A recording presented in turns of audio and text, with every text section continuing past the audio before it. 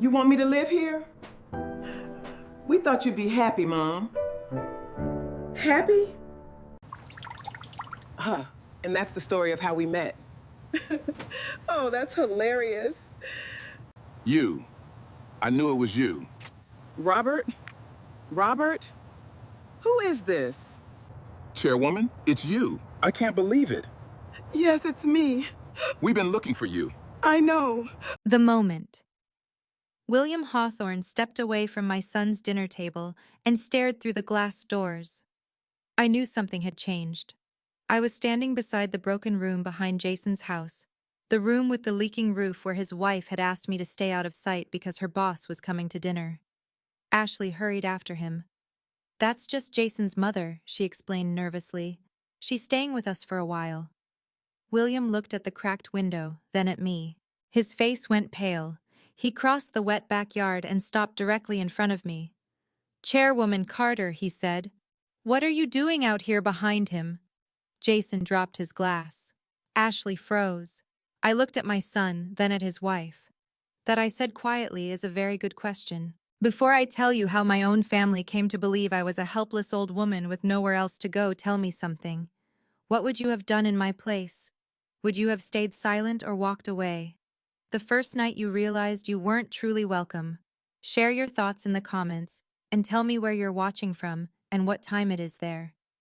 And if stories about family dignity and the moments that reveal who people really are means something to you, please like this video and subscribe.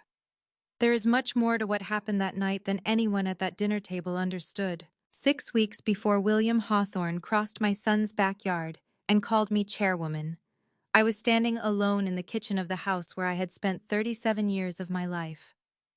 At 69, I had learned that silence could have different sounds. There was the peaceful silence of early morning, when Thomas used to sit across from me with his coffee and the newspaper folded beside his plate. There was the comfortable silence of two people who had been married long enough to stop filling every empty space with words. And then there was the silence that came after someone died.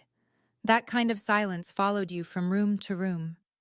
Thomas had been gone for 3 years, but sometimes I still reached for 2 coffee cups instead of 1. Our house sat in a quiet neighborhood outside Charlotte, North Carolina. It wasn't enormous, but it had 4 bedrooms, a wide front porch, and a backyard.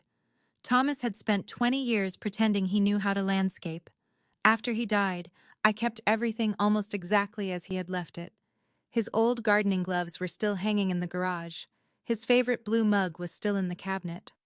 For a while, preserving those things made me feel as though I were preserving him. Eventually, though, memories stopped feeling like company and started feeling like rooms I had to maintain. The upstairs bedrooms stayed empty. The dining room was used twice a year. Every autumn I paid someone to clean gutters I could no longer safely reach. Every spring I hired someone to trim trees Thomas once handled himself. I wasn't helpless, but I was beginning to understand the difference between being capable of maintaining a life and actually wanting that life anymore. Jason started calling more often around that time.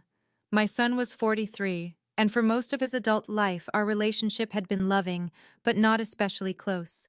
He had his career, his marriage, his social circle. I had mine. After Thomas died, Jason checked on me regularly for a few months. Then the calls gradually became less frequent. So when he suddenly began calling 3 or 4 times a week, I noticed. At first I was touched. "Did you eat today?" he asked one evening. I laughed. "Jason, I'm 69, not 6. You know what I mean. I had chicken and vegetables." "Good." There was a pause. Then he asked, "You still going up and down those stairs every day usually? That's where the bedroom is." "Mom." I could hear the concern in his voice, or what I believed was concern. "What, that house is too much for you?" I looked around my kitchen. "I've managed so far." "I know, but you shouldn't have to." That sentence stayed with me. You shouldn't have to. There was something comforting about hearing your child say that. Jason began mentioning smaller homes, condos, communities with landscaping included. He even sent me a listing for a 2-bedroom condominium about 15 minutes from his house. I told him I wasn't ready. He didn't push, not then. A week later, he came over on a Saturday morning. He arrived carrying coffee and blueberry muffins from a bakery I liked. That alone should have told me he wanted something. Jason had inherited Thomas's height and my tendency to crease his forehead whenever he was thinking too hard. He walked through the house that morning, noticing things he had ignored for years. A loose railing, a water stain near an upstairs window, the age of the furnace. "You see," he said, "this is exactly what I'm talking about. It's called owning a house. It's called spending your retirement fixing things you don't need." I smiled. "When did you become my financial advisor?" His expression changed for half a second. "I'm your son. I'm allowed to worry." That answer disarmed me. We sat at the kitchen table. Jason looked toward the backyard. "Have you ever seriously thought about selling?" "Yes." He turned back quickly. "I noticed that. How seriously enough to know I'm not staying here forever?" He leaned back. "That might actually be good, Mom. Maybe. You could stay with us while you figure out what you want." I almost laughed. "With you and Ashley." "Ashley, why not?" "Because Ashley and I had never been particularly close. I didn't dislike my daughter-in-law. She was intelligent, polished, ambitious, and always moving toward something. A promotion, a renovation, a better neighborhood, a better table at a restaurant. Whenever I visited, I felt as though I had entered a life scheduled in 15-minute increments. Still, she had never been openly unkind to me. "I'm not sure Ashley wants her mother-in-law moving in," I said. Jason smiled. "We've already talked about it." That surprised me. "And she thinks it's a great idea." Later that afternoon, Ashley called me herself. "Bella, Jason told me you two talked." "We did. I hope you know we'd love to have you." Her enthusiasm sounded genuine. "You don't have to decide anything permanently," she continued. "Come stay with us for a few months. Take your time. Find a condo you love instead of rushing because your house sells." It sounded reasonable. More than reasonable. It sounded kind. That evening I called Margaret Reed. Margaret had been my friend for more than 30 years, which meant she had earned the right to question decisions everyone else politely accepted. "You're thinking about selling?" she asked. "Yes. And moving in with Jason temporarily." There was silence. What I asked? Nothing. "Margaret." She sighed. "I just don't want loneliness making decisions for you." That irritated me because part of me knew she was right. "I'm not lonely. You called me Tuesday because your smoke detector chirped and you wanted someone to complain about it to. That isn't loneliness. That's hatred of smoke detectors." She laughed. Then her voice softened. "Bella, sell the house if you're ready. Just don't surrender your independence because your son suddenly remembered you live alone." I stared through the kitchen window. "Jason loves me. I know he does." The way she said it bothered me. But people can love you and still want something from you." I didn't answer. At the time I thought Margaret was being overly cautious. Looking back, I realized she had simply lived long enough to understand that affection and self-interest could occupy the same heart. Within 2 weeks I contacted a realtor. The house sold faster than I expected. Charlotte's market was strong, and a young couple fell in love with the porch before they had even seen the upstairs. Jason became unusually interested once I accepted the offer. "How much did they give you?" I was standing in my bedroom sorting clothes when he asked. "Enough." Was it close to asking close enough? "Mom, I'm just curious." I folded a sweater. "Then you'll have to remain curious." He laughed, but there was something strained beneath it. "Okay, secret agent." I thought nothing of it. My finances had always been private.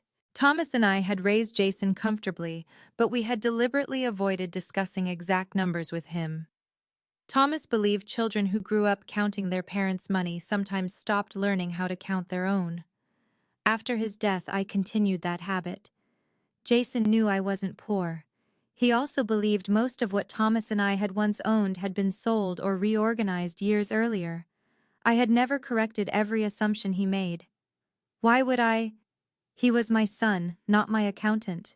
The morning I left the house, I walked through every room alone. The movers had already taken most of my furniture to storage. Without the rugs and pictures, the rooms echoed. I went upstairs to the bedroom Thomas and I had shared. For the first time, there was nothing on the walls. I stood where our bed had been and remembered the night Jason was born. Thomas had been terrified to hold him. His head is too small, he'd whispered. Babies have small heads. What if I drop him? You won't. Years later, Thomas had taught that same little boy to ride a bicycle in the driveway, then to drive, then to shave. And somehow, without my noticing exactly when it happened, that little boy had become a middle-aged man telling me I shouldn't live alone. Life did that. It changed roles quietly. I touched the windowsill. I think I'm ready, I whispered. I wasn't sure whether I was speaking to Thomas or myself. My phone rang downstairs. Jason, you packed almost. We'll come get you. That isn't necessary. Mom, you're not driving over there alone on moving day. I smiled. There was that concern again. All right. Before leaving, I walked into the kitchen one last time. I opened the cabinet and took Thomas's blue mug. I had deliberately left it until the end. That mug went into my handbag instead of a moving box. Then I locked the front door. The sound of the deadbolt sliding into place was strangely final. I stood on the porch holding the key while memories seemed to gather behind me. Christmas mornings, arguments, birthday cakes, Jason running through the hallway, Thomas dancing badly with me in the kitchen. 37 years reduced to one small brass key in my palm. I cried. Not dramatically, just a few quiet tears. Then a black SUV turned onto the street. Jason was driving. Ashley sat beside him. Jason lowered the window. You ready, Mom? I wiped my cheek. I think so. Ashley got out and hugged me. You're going to love having less to worry about. I wanted to believe her. Jason took my suitcase. As he loaded it into the SUV, he glanced toward the sold sign. So everything closed. Okay? Yes, the funds are already in your account. The question was casual. Almost. I looked at him. Yes, Jason. Good. I just wanted to make sure there weren't any problems. There weren't. He nodded and shut the trunk. I climbed into the back seat with Thomas's mug inside my handbag. As we drove away, I watched my old house disappear through the rear window. I expected grief. Instead, beneath the sadness, I felt something surprisingly close to hope. Maybe Jason was right. Maybe I had spent too long surrounded by memories. Maybe being near family would give me something an empty house never could. Conversation, dinner together, ordinary mornings, a reason to hear another person's footsteps. I didn't need my son to take care of me. But I liked the idea that he wanted me close. That distinction mattered to me, or at least I thought it did. 25 minutes later, Jason turned into his neighborhood. Ashley twisted around in the passenger seat. We've made a space for you, she said brightly. It's not completely finished yet, but I think you'll like having some privacy. That sounds fine. Jason glanced at her. It was quick, but I saw it. A look passed between them. Something neither of them wanted to explain yet. Their house appeared at the end of the street, a large two-story brick home with manicured shrubs and a wide driveway. Jason pulled into the garage. I reached for the door handle. Then I noticed something. No one was carrying my suitcase toward the house. Jason lifted it from the trunk and started walking along the side driveway, toward the backyard. I stayed where I was for a moment. Jason. He turned. Aren't we going inside? We are. He smiled too quickly. I just want to show you your space first. I followed him around the side of the house, past the air conditioning units, past the garbage bins, past the garage. Then I saw it. A narrow structure attached to the back of the garage, half hidden behind an old wooden fence. The paint around the door was peeling. One corner of the roof sagged slightly. There was a small window with a crack running through one pane. Jason stopped in front of it with my suitcase. Ashley came up beside me. It still needs a few finishing touches, she said. I stared at the building, then at my son. This was not the guest bedroom. This wasn't even part of the main house. Jason reached for the door. Come on, Mom. Let me show you. And for the first time since I had handed over the keys to the home where I'd spent 37 years, I wondered whether Margaret had been right. Maybe my son hadn't simply invited me closer. Maybe I had just walked into something I didn't yet understand. Jason opened the narrow door with the enthusiasm of a man unveiling something he desperately wanted me to appreciate. Here it is. I stepped inside. For several seconds I said nothing. The room was larger than a storage closet but smaller than any bedroom I had ever lived in. Someone had clearly tried to make it presentable. There was a twin bed against one wall with a new gray comforter, a small dresser beside it, and a lamp with the price sticker still attached beneath the shade. But fresh bedding couldn't hide what the room had been. A workshop, maybe storage, possibly both. The concrete floor had been covered with inexpensive vinyl planks, except near the far corner where two pieces didn't quite meet. The walls had been painted a pale cream, but darker stains were already beginning to show through near the ceiling. There was a faint smell of damp wood. I looked toward the window. A crack ran diagonally across the lower pane. Someone had covered part of it with clear tape. Ashley stepped around me. "We're still working on a few things." I touched the wall beneath the window. It was cold. "How long has this room been empty?" Jason set my suitcase beside the bed.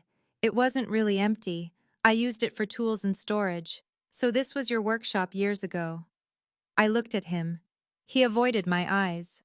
Ashley quickly opened a narrow door near the back. "And you have access to a bathroom." Access turned out to be an interesting choice of words. Behind the door was a small utility area containing a water heater, shelves of cleaning supplies, and a washing machine. Beyond that was a bathroom with a shower toilet and sink. It was functional. Barely. "You don't have to go through the main house at night," Ashley said, as though this were an advantage. I stood in the utility area looking at the exposed pipes. "That's convenient." Perhaps she heard something in my voice because her smile tightened. "It's temporary, Bella." Jason came up behind us. "Exactly. Give me a week or two and I'll finish everything." I turned toward him. "Finish what?" "The trim. Window. Maybe replace that heater." I hadn't noticed the heater until he mentioned it. A small electric unit was mounted beneath the window. "Maybe it works." Ashley nodded quickly. "It definitely works." I looked around again. There was no closet. A metal garment rack stood beside the dresser. My clothes, my books, my photographs, and most of the possessions I had kept after selling my house were already in storage. I had brought only what I expected to need for a few months. Suddenly, even those few things felt like too much. "What happened to the guest bedroom?" I asked. Ashley answered immediately. "I need it for work." "The upstairs room." "Yes. I've converted it into my home office." "I thought you already had an office downstairs." "That space doesn't have enough privacy for video conferences." I nodded. There was another bedroom upstairs, too. I remembered it from previous visits. "What about the room beside yours?" Jason scratched the back of his neck. "We're turning that into a fitness room." I looked at him. A fitness room. We already ordered the equipment. For one ridiculous second, I imagined Thomas standing beside me. He would have raised one eyebrow. That was what he did whenever he thought something was absurd, but wanted me to decide whether it deserved an argument. I could almost hear him. "Don't start a war before you know what you're fighting about, Bella." So I didn't. I walked back toward the bed. "It's only temporary," Jason repeated. 1 or 2 weeks, absolutely." Ashley smiled. "Once it's finished, it'll actually be nice. Like your own little cottage." "My own little cottage." I looked through the cracked window at the back wall of their house. "I'm sure it will." Jason visibly relaxed. He kissed my cheek. "I knew you'd understand." That sentence stayed with me. Not because it was cruel, because it revealed that he had expected me to object, which meant he already knew this wasn't what I had been expecting. We carried in the rest of my things. By 5 o'clock, my entire temporary life had been arranged inside the room. 3 dresses and several blouses hung from the metal rack. My toiletries sat in the tiny bath. Thomas's blue mug went on the dresser. Jason noticed it. "You kept Dad's mug." "Of course." He picked it up and smiled. "He used this every morning, even after I bought him a better one. He hated throwing things away. He hated change." Jason laughed. For a moment the awkwardness disappeared. I saw my little boy again. Not the 43-year-old man worrying about mortgages or appearances. Just Jason. That was the difficult thing about loving an adult child. No matter how old they became, you carried every version of them inside you. The baby who slept against your chest. The boy who ran to you after scraping his knee. The teenager who slammed doors. The young man who left home. All of them existed inside the person standing in front of you. Sometimes those memories made it harder to see who that person had become. "Come inside for dinner," Jason said. "I'd like that." Ashley had ordered Italian food. The three of us ate around the kitchen island because their formal dining table was covered with folders from Ashley's work. She spent much of dinner discussing a project, something involving property development and community investment. I recognized several terms but didn't ask questions. This was supposed to be my first evening with family, not a board meeting. Ashley asked about the sale of my house. Was it strange handing over the keys? Very. I couldn't imagine living in one place that long. 37 years goes faster than you think. She smiled. I'm sure. Then she asked, have you started looking at condos seriously? Not yet. Jason glanced at her. Again that look. Quick. Silent. I noticed it this time too. I thought the idea was for me not to rush, I said. It is, Jason replied. Absolutely, Ashley added. I took another bite of pasta. Good. After dinner I helped clear the plates. Ashley tried to stop me. You're our guest. Then let your guest put 3 plates in the dishwasher. She laughed. For the first time that day, I began to feel foolish for being suspicious. Maybe the room really was temporary. Maybe they had rushed because my house sold faster than expected. Maybe the looks between them meant nothing.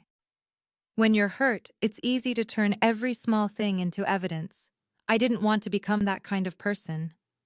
At 9, I went back outside. Jason walked me to the room. You warm enough? I think so. He tested the heater. It rattled, then blew warm air. See, perfect. I looked at him. Jason. Yeah, thank you for wanting me here. His face softened. You're my mom. I know. We'll get this place fixed up. 1 or 2 weeks. He smiled. 1 or 2 weeks. He hugged me. That hug mattered. I wish it hadn't. Because later when I tried to understand why I stayed as long as I did, I often came back to moments like that. People imagine mistreatment arrives with a slammed door. Usually it doesn't. Sometimes it arrives wrapped inside affection, a hug, a promise, a sentence you want badly enough to believe. I changed into my nightgown and placed a book beside the bed. The heater clicked on and off. The mattress was firmer than I liked, but I had slept in worse places. At around 11, rain began tapping against the roof.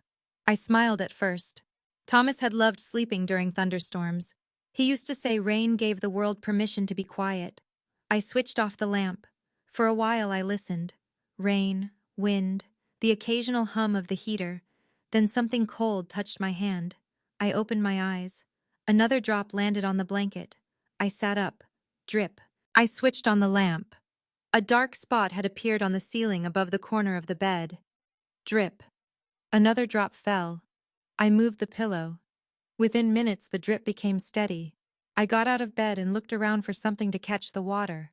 There was nothing. So I went through the utility area. On one shelf I found an old plastic bucket. I carried it back and placed it beneath the leak.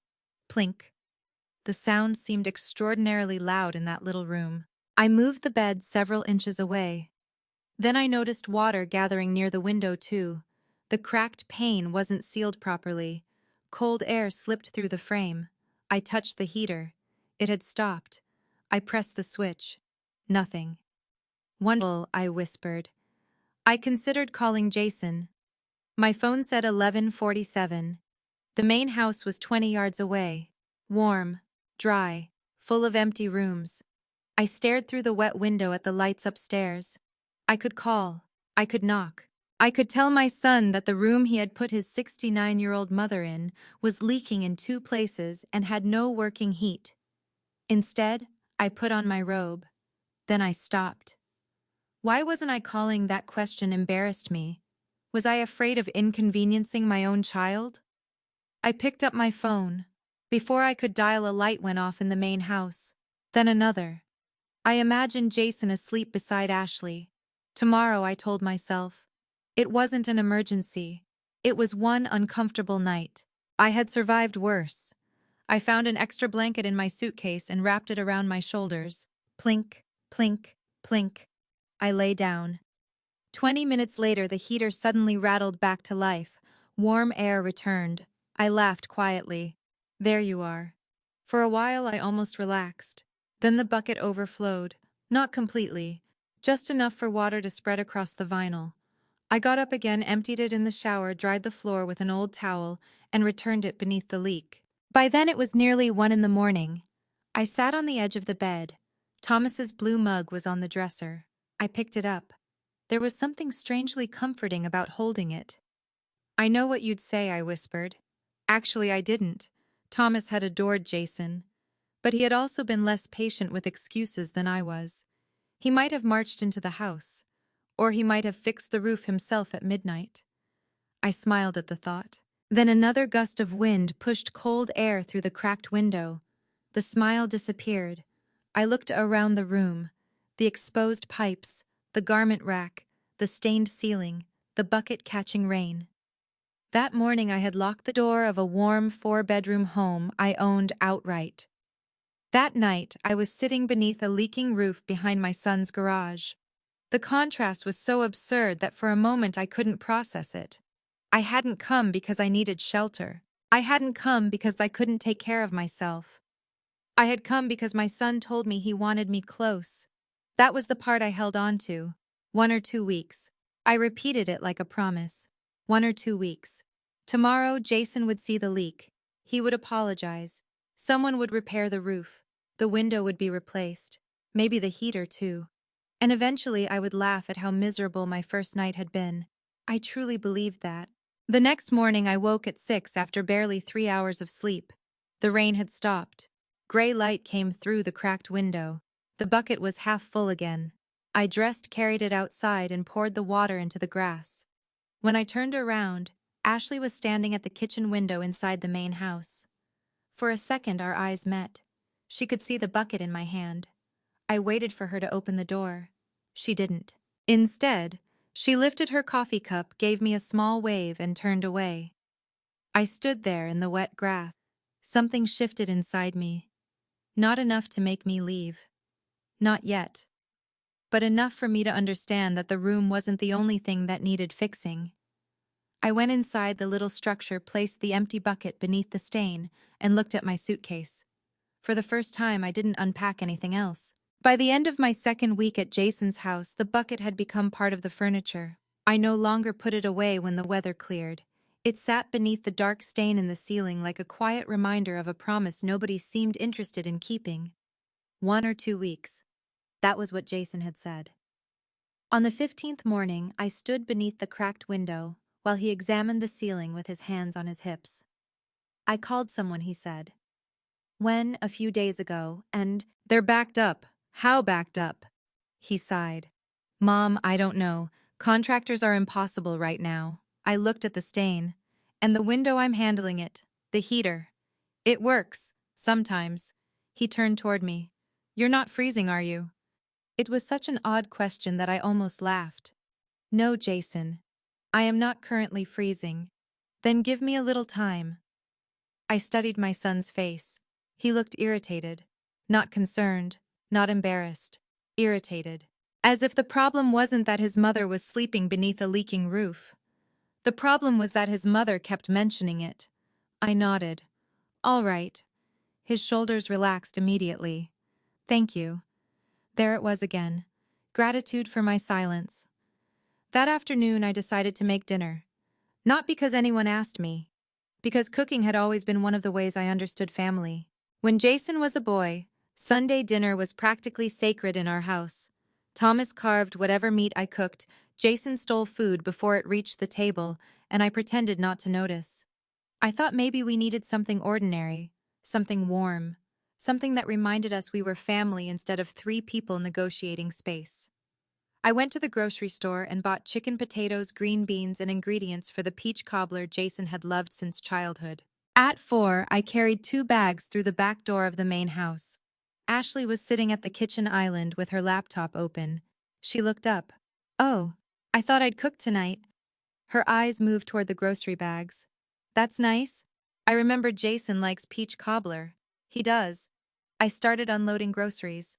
Ashley closed her laptop halfway. "Bella, yes. Could you text me before coming into the house when I'm working?" I stopped with a bag of potatoes in my hands. "I'm sorry I have confidential calls sometimes. You weren't on a call." "I know. I just mean generally." I set the potatoes down. "I didn't realize I needed permission to enter." "It's not permission." She smiled, but it was the kind of smile people use when they want an unpleasant sentence to sound reasonable. "It's just a heads up." I looked toward the staircase. My son lived here. My daughter-in-law lived here. I lived 20 yards away in a converted workshop that they kept describing as part of their home whenever it was convenient. "All right," I said. "Thank you." She reopened her laptop. I stood there for another second. Then I began cooking. Jason came home just before 6. The moment he smelled the chicken, his face brightened. "Is that Mom's Sunday chicken on a Thursday?" He hugged me from behind. For a few minutes I felt ridiculous for being hurt. That was becoming a pattern. One small act of affection could make me question an entire day of disrespect. We sat down together. Jason ate 2 helpings. Ashley complimented the cobbler. Conversation stayed easy until I mentioned the roof. "The forecast says rain this weekend." Jason's fork slowed. "I know. If the contractor can't come, perhaps we should call someone else." I said I'm handling it. "I'm only asking because Mom." His tone changed. Ashley stared at her plate. Jason lowered his voice. "I have a lot going on at work. I don't need to come home and immediately get a maintenance report." "A maintenance report?" I looked at him. "I'm not reporting a loose cabinet handle, Jason. Water comes through the ceiling above my bed." "I know." "Oh, then you understand why I'm asking." Ashley finally spoke. "We could move the bed farther toward the other wall." I turned to her. She seemed completely serious. For a moment nobody said anything. Then Jason gave a small laugh. "That might actually work temporarily." I looked from my son to his wife. Something inside me went very still. "I'll manage," I said. Jason smiled with relief. "Thank you. Again. Thank you for not making us uncomfortable with your discomfort." After dinner, I washed the dishes. Ashley told me I didn't have to. I did it anyway. Then I returned to my room. That night I called Margaret. "How's the luxury suite?" she asked. "Very exclusive." "How exclusive?" "Apparently even the rain has access." She stopped laughing. What I told her about the leak, the cracked window, the heater, the request that I text before entering the main house. Margaret was silent long enough that I knew she was choosing her words carefully. "Come stay with me." "No. Bella, it's temporary. You said that 2 weeks ago. Jason is arranging repairs. Has anyone shown up?" "No." "Then Jason is arranging excuses." I rubbed my forehead. "I don't want to overreact. Overreact to what? Indoor rain." Despite myself, I laughed. "Margaret didn't. You sold your home. You have money. You have options. Why are you acting like you don't?" That question stayed with me after we hung up. Why was I? Maybe because leaving would mean admitting something I wasn't ready to admit. That my son had invited me into his life without actually making room for me. The days that followed made that harder to ignore. Ashley developed more rules. Not official rules. Nothing written down. Just little corrections. Could I use the washing machine before noon, because she sometimes had afternoon meetings? Could I avoid leaving my tea things on the kitchen counter? Could I please not adjust the thermostat in the main house? One morning I entered through the back door to make coffee. Ashley appeared from the hallway. "Oh, Bella. I wish you'd texted. I'm making coffee." "I know. I just had a call." "Upstairs, yes. Behind a closed door." She stared at me. I stared back. Then I smiled. "I'll remember next time." I carried my coffee outside. That afternoon I bought a small electric kettle for my room. A few days later, I bought a mini refrigerator. Jason saw it and laughed. "Mom, you're turning this into a real apartment." I thought that might make everyone more comfortable. He didn't hear the meaning. Great idea. By the fourth week, there were entire evenings when I didn't see either of them. One Tuesday, I noticed lights glowing in the dining room. I could see Jason and Ashley eating through the glass doors. I waited. Maybe they would text. Maybe Jason would come outside. Nobody did. I had assumed we were eating together. At 7:30, I finally entered the kitchen. Their plates were almost empty. Jason looked up. Hey, Mom. Hello? Ashley dabbed her mouth with a napkin. There's pasta in the refrigerator if you want some. I looked at the table. 2 wine glasses, 2 place settings, a candle burning between them. I thought we were having dinner together. Jason frowned. Did we say that no? Sorry. I thought you had plans. What plans? He shrugged. With Margaret, I saw Margaret 3 days ago. Ashley stood and carried her plate to the sink. We can all eat together tomorrow. I smiled. Of course. I took the container of pasta outside. I didn't heat it. I sat on the edge of my bed eating it cold. Through the cracked window I could see their dining room lights. I remembered Jason at 8 years old sitting at my kitchen table refusing to eat broccoli until Thomas told him broccoli made baseball players faster. Jason ate 3 servings. I remembered his high school graduation dinner. His first Thanksgiving home from college. The night he brought Ashley to meet us. A lifetime of setting places at tables. And now my son lived 20 yards away and had forgotten to set one for me. I cried that night. Quietly. Then I became angry with myself for crying. The next afternoon I was carrying laundry toward the main house when I heard voices through an open kitchen window.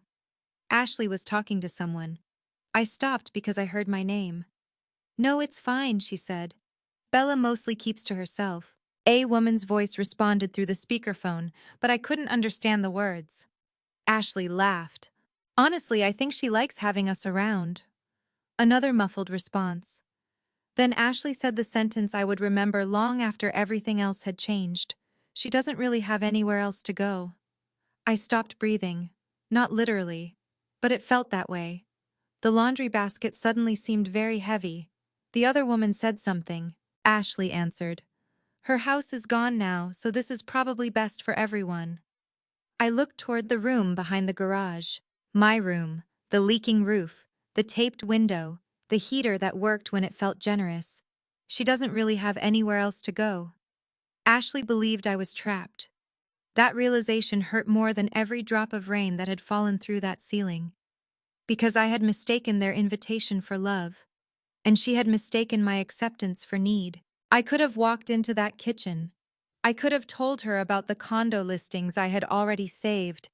I could have told her I had enough money to check into the finest hotel in Charlotte that afternoon and stay until Christmas without checking the bill. I could have told her many things. I didn't. I quietly turned around. I carried my laundry back to the room. Then I sat on the bed for a long time. My phone was beside me. Margaret's number was one touch away. I almost called. Instead, I opened the bottom drawer of my dresser. Inside was a leather notebook I had carried for years. Thomas used to tease me about those notebooks. Whenever something important happened, I wrote it down. Not because I distrusted my memory, because writing forced me to separate what happened from how I felt about what happened. I opened to a blank page. At the top I wrote the date. Then week 4. Roof still leaking, window still broken. No repair appointment confirmed. Asked to notify Ashley before entering main house. Dinner without me Tuesday. Today I heard Ashley say she doesn't really have anywhere else to go. I stopped. Seeing the words on paper made them feel different. Clearer. Less emotional. I added one final sentence. I do have somewhere else to go. Then I closed the notebook. For the first time since moving in, I stopped asking myself whether I was being too sensitive. I started asking a different question. Why did my son and his wife need to believe I had no other options? Over the next several days, I watched more carefully. I noticed Jason checking the mail whenever he knew something from my bank might arrive. I noticed how often Ashley mentioned retirement communities. I noticed Jason asking whether I had decided what to do with the money from my house. Individually, each thing could have been innocent. Together they were beginning to form a shape I didn't like. I still loved my son. That had not changed. But love did not require blindness. One evening I sat beside the cracked window with Thomas's blue mug in my hands. The main house glowed warmly across the yard. I thought about Margaret's warning. People can love you and still want something from you. For the first time, I allowed myself to consider that she might have been right. So I made a decision. I wouldn't confront Jason. Not yet. I wouldn't tell Ashley what I had heard. And I certainly wouldn't tell either of them how many options I actually had. I would listen, I would observe, and I would wait. Because if my son had invited me into his home for a reason other than love, sooner or later he would tell me. He just might not realize he was doing it. The first time Jason asked me exactly where the money from my house had gone, he tried to make the question sound like concern. It was a Saturday morning, 5 weeks after I had moved into the room behind his garage. I was sitting at the kitchen island with a cup of coffee when he came downstairs wearing sweatpants and carrying his laptop. Ashley had already left for a Pilates class. For once, the house was quiet. Jason poured himself coffee, sat across from me, and smiled. "So, Mom, how are you feeling about everything?" Everything is a large category. The move, selling the house, retirement. I was already retired from most things before I sold the house. You know what I mean. I did. But I wanted him to say it. I'm adjusting. That's good. He took a sip of coffee. Then came the pause. I had begun recognizing Jason's pauses. They appeared whenever the conversation he was having was merely a bridge to the conversation he actually wanted. "Have you figured out what you're doing with the proceeds from the house?" There it was. I looked into my coffee. Yes. He waited. When I didn't continue, he smiled. "Okay. Would I put the money where it belongs?" His smile tightened. "Which is somewhere safe." "Mom, what I'm trying to help. With what, your finances?" "My finances don't need help." Jason leaned back. "I know you've always handled things yourself, but this is different. You're getting older. There are phrases that sound harmless until they are used to move a boundary. Your getting older was becoming one of them." "I was getting older yesterday too," I said. He sighed. "Why do you make everything difficult? I didn't realize refusing to give you my bank information was difficult. I'm not asking for passwords. Good. I'm saying we should probably have a plan. We do. Who is we? My financial advisor and I." That surprised him. His eyebrows lifted. "You have a financial advisor for many years." "Who?" I smiled. "Someone qualified." He stared at me. I took another sip. The truth was that financial advisor was an oversimplification. I had an attorney, an accountant, an investment team, and people whose job was to make sure I never needed my adult son to organize my money. Jason knew none of that. And sitting there watching his curiosity sharpen, I decided this was not the moment to educate him. "When did you hire this person?" he asked. "A long time ago." Dad knew. "Of course." Jason looked almost offended. "How come I never knew? Why would you?" "I'm your son. That doesn't automatically make you part of every financial decision I make." "I'm not saying it does." His tone suggested precisely the opposite. The back door opened. Ashley walked in wearing athletic clothes and carrying a water bottle. "What are you two talking about, Mom's finances?" I watched her face. Only for a second. But there it was. Interest. "Oh." She put her bottle on the counter. "Everything okay?" "Everything is fine," I said. Jason closed his laptop. "I'm just trying to make sure Mom has things organized." "I do." Ashley smiled. "Of course you do." Then she reached into a tote bag sitting near the counter and pulled out a glossy brochure. "I actually meant to give you this." She slid it toward me. The cover showed a silver-haired couple walking beside a lake. Cedar Grove Senior Living. I looked at Ashley. "What is this just information?" "About assisted living." "It's not only assisted living, they have independent living too." Jason said nothing. That told me enough. I flipped through the brochure. Restaurant-style dining, transportation, wellness programs, medication management, 24-hour staff. A photograph showed smiling residents doing watercolor painting. I've been here 5 weeks, I said. Ashley blinked. I know. You invited me to stay while I looked for a condo. Exactly. This is just another option. An option for what for the future? I closed the brochure. I'm 69, Ashley. I drive. I travel. I manage my own appointments. I work with my own finances. Why would I need medication management? Her cheeks colored. I didn't mean that part specifically. Jason finally spoke. Nobody is trying to put you in a home.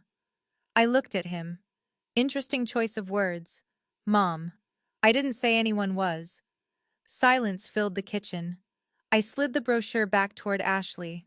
Thank you, I'm not interested. She took it. Of course. But she didn't throw it away. She placed it on a side counter. I saw it there for the next 3 days. 2 evenings later, Jason knocked on my door. That was unusual. Normally, he texted from the house. I opened it. He stood outside with his hands in his pockets. Can I come in? Of course. He looked around. The bucket was still beneath the ceiling stain. His eyes passed over it without comment. That told me more than an apology would have. I wanted to talk to you about something. I sat on the bed. Jason took the only chair. What is it, the house? Which house? Ours? I waited. He rubbed his palms together. We're considering refinancing. I kept my expression neutral. Why rates cash flow a few things? Are you having financial trouble? No. The answer came too quickly. Then why do you need better cash flow? He looked toward the cracked window. We've had expenses. Everyone has expenses. I know. Another pause. Then he smiled.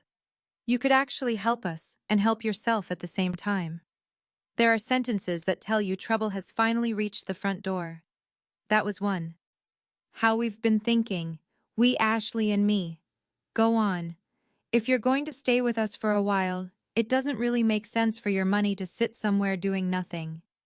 My money isn't sitting somewhere doing nothing. You know what I mean? No, Jason, I don't. He leaned forward. What if you contributed toward the house? I stared at him. The house you own. It would give you a stake in where you're living. I looked around my room. At the peeling paint, the stained ceiling, the cracked window. The irony of that sentence is impressive. He frowned. I'm being serious. So am I. You could put in part of what you made from your house. We could refinance the rest.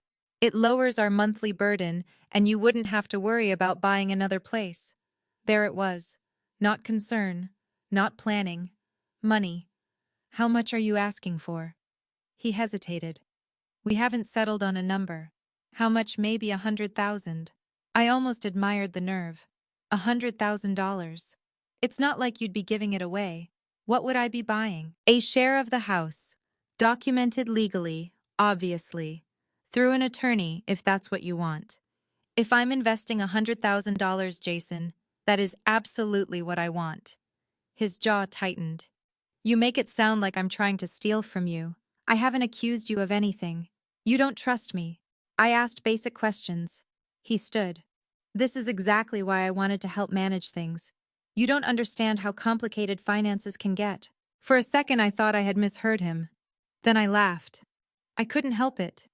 Jason stared at me. What's funny, you? Why? Because you've confused not knowing my finances with me, not understanding finances. His expression changed. What does that mean? It means I'm not giving you $100,000, Mom. No. He began pacing. You're sitting on money you don't even need. The moment the words left his mouth, we both heard them. Jason stopped. I looked at him. How do you know what I need? I didn't mean it like that. How did you mean it? He rubbed his forehead. I mean you don't have a mortgage anymore. You don't have kids to support. Your expenses are low, and therefore we're family. Yes, families help each other. They do. Then why is this such a problem? Because helping is something freely offered, Jason. It isn't something you calculate before the person even knows you need it. He looked at me. What's that supposed to mean? I almost told him about the phone conversation I had overheard. I almost mentioned the brochure, the questions, the way he checked the mail. I didn't. Instead, I asked, Was this why you wanted me to sell my house? His face changed. No. Was this why you wanted me here? Of course not. Then why didn't you tell me you were considering refinancing before I moved? Because it wasn't relevant. It seems relevant now. He headed for the door. Forget it, Jason. He stopped. If you're in trouble, tell me the truth. He kept his back to me. We're not in trouble. Then you don't need my money. He opened the door. I said forget it. That night he didn't invite me to dinner. Neither did Ashley. The following morning I entered the main house after texting first. Jason was gone. Ashley was in her office. The assisted living brochure had disappeared. In its place on the kitchen counter was a folder. My name was written on a sticky note. Bella. I opened it. Inside were printed articles about simplifying finances after retirement, information about joint accounts, and a page describing financial power of attorney. I read every page, then I put everything back exactly as I found it. That afternoon Jason called. His voice was friendly again.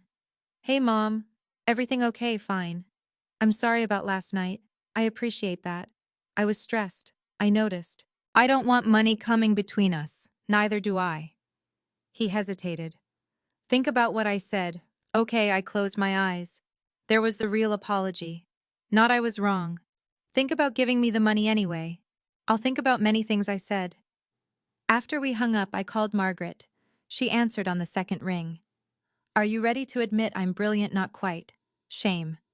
Jason asked me for $100,000. Silence. Then for what I explained, the refinance, the brochure, the financial papers, the questions about my accounts. Margaret listened without interrupting. When I finished, she said, Bella, leave. I might.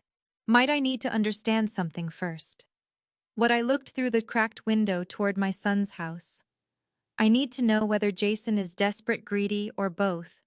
Does the answer change what you should do? No. Then why does it matter? Because he was my son. Because I still wanted an explanation that hurt less. Because mothers sometimes search for innocence long after the evidence has stopped offering it. I need to hear it from him, I said. Margaret sighed. Then protect yourself while you're waiting. I will. After the call, I opened my leather notebook. I wrote down the request for $100,000. I recorded the brochure, the folder, Jason's exact words. You're sitting on money you don't even need. Then I stared at the page. The pattern was no longer subtle. They had invited me to sell my home. They had placed me in an unfinished room. They had begun treating me as though I had nowhere else to go. And now my son wanted access to the money created by the very sale he had encouraged. I closed the notebook. Then I called my attorney. Not because I intended to punish Jason. Not because I was afraid he could take anything from me. He couldn't. I called because I wanted to confirm that every personal account, investment trust document, and authorization remained exactly as I had arranged them. Everything was secure. When the call ended, I felt calmer. Jason believed he was dealing with an aging widow who needed help managing the proceeds from a house sale. What he didn't understand was that I had been making financial decisions long before he learned how to sign his own name. And there was something else he didn't know. The money from my house was nowhere near the most important asset I controlled, not even close. There was a reason Jason knew so little about my financial life. For years I told myself it was because I valued privacy. That was true. But it wasn't the whole truth. The rest of it was harder to admit. I had allowed my son to misunderstand me because correcting him had never seemed important. Until it did. 2 days after I called my attorney, I woke before sunrise and made coffee in the little electric kettle I had bought for my room. The heater had behaved itself overnight. The bucket beneath the ceiling was empty. For once, there had been no rain. I poured coffee into Thomas's blue mug and sat beside the cracked window. Across the yard, Jason's house was dark. Looking at it brought back another building from another lifetime. A narrow office above a hardware store in Greensboro. That was where Thomas and I began. I was 27 years old. Thomas was 30. We had one used car, a baby son, and more confidence than money. Most people who met Thomas remembered him. He was 6'2", handsome, charming, and capable of making a room full of strangers feel as though he had invited each of them personally. I was different. I listened, I watched, and I remembered numbers. Before Jason was born, I had worked in community finance, helping evaluate loans connected to neighborhood redevelopment and affordable housing. It wasn't glamorous, but I loved it. Numbers told stories. A balance sheet could tell you when a company was pretending to be healthier than it was. A property record could tell you where a neighborhood was changing before the newspapers noticed. And a financing proposal could tell you whether someone wanted to build a community or simply extract money from it. Thomas used to joke that he could sell a dream, and I could tell him whether the dream would survive the mortgage. It was a good partnership. Our first investment was small, 12 aging rental units outside Greensboro. The owner wanted out. Most investors saw cracked pavement, old plumbing, and tenants who couldn't afford significant rent increases. I saw occupancy, location, and a financing structure that could work if we renovated gradually instead of displacing everyone at once. Thomas found partners. I built the financial model. We bought the property. 3 years later, it was profitable. More importantly to me, most of the original families were still living there. That project led to another, then another. By the time Jason was in middle school, Thomas was attending development conferences, shaking hands with city officials, and appearing in business sections of newspapers. I was usually somewhere nearby, but rarely in the photograph. That suited me. Someone had to read the contracts while Thomas was smiling for cameras. Eventually, we met William Hawthorne. He was younger, then ambitious and serious, with a reputation for walking away from deals that didn't meet his standards. Thomas liked him immediately. I didn't, at least not at first. He talks too much, I told Thomas after our first meeting. Thomas nearly choked on his drink. You think William talks too much, yes. Bella, you married me, which is why I'm qualified to recognize the condition. Thomas laughed about that for years. William eventually became one of our most trusted partners. Together, our organizations invested in mixed-income housing, neighborhood commercial spaces, senior communities, and redevelopment projects across North Carolina. Over time, those partnerships became more formal. The Carter Hawthorne Community Foundation grew from that work. Its mission wasn't charity in the simple sense. We invested, we acquired land, we funded projects, we partnered with developers, we held equity positions. We used profits from successful projects to finance future ones.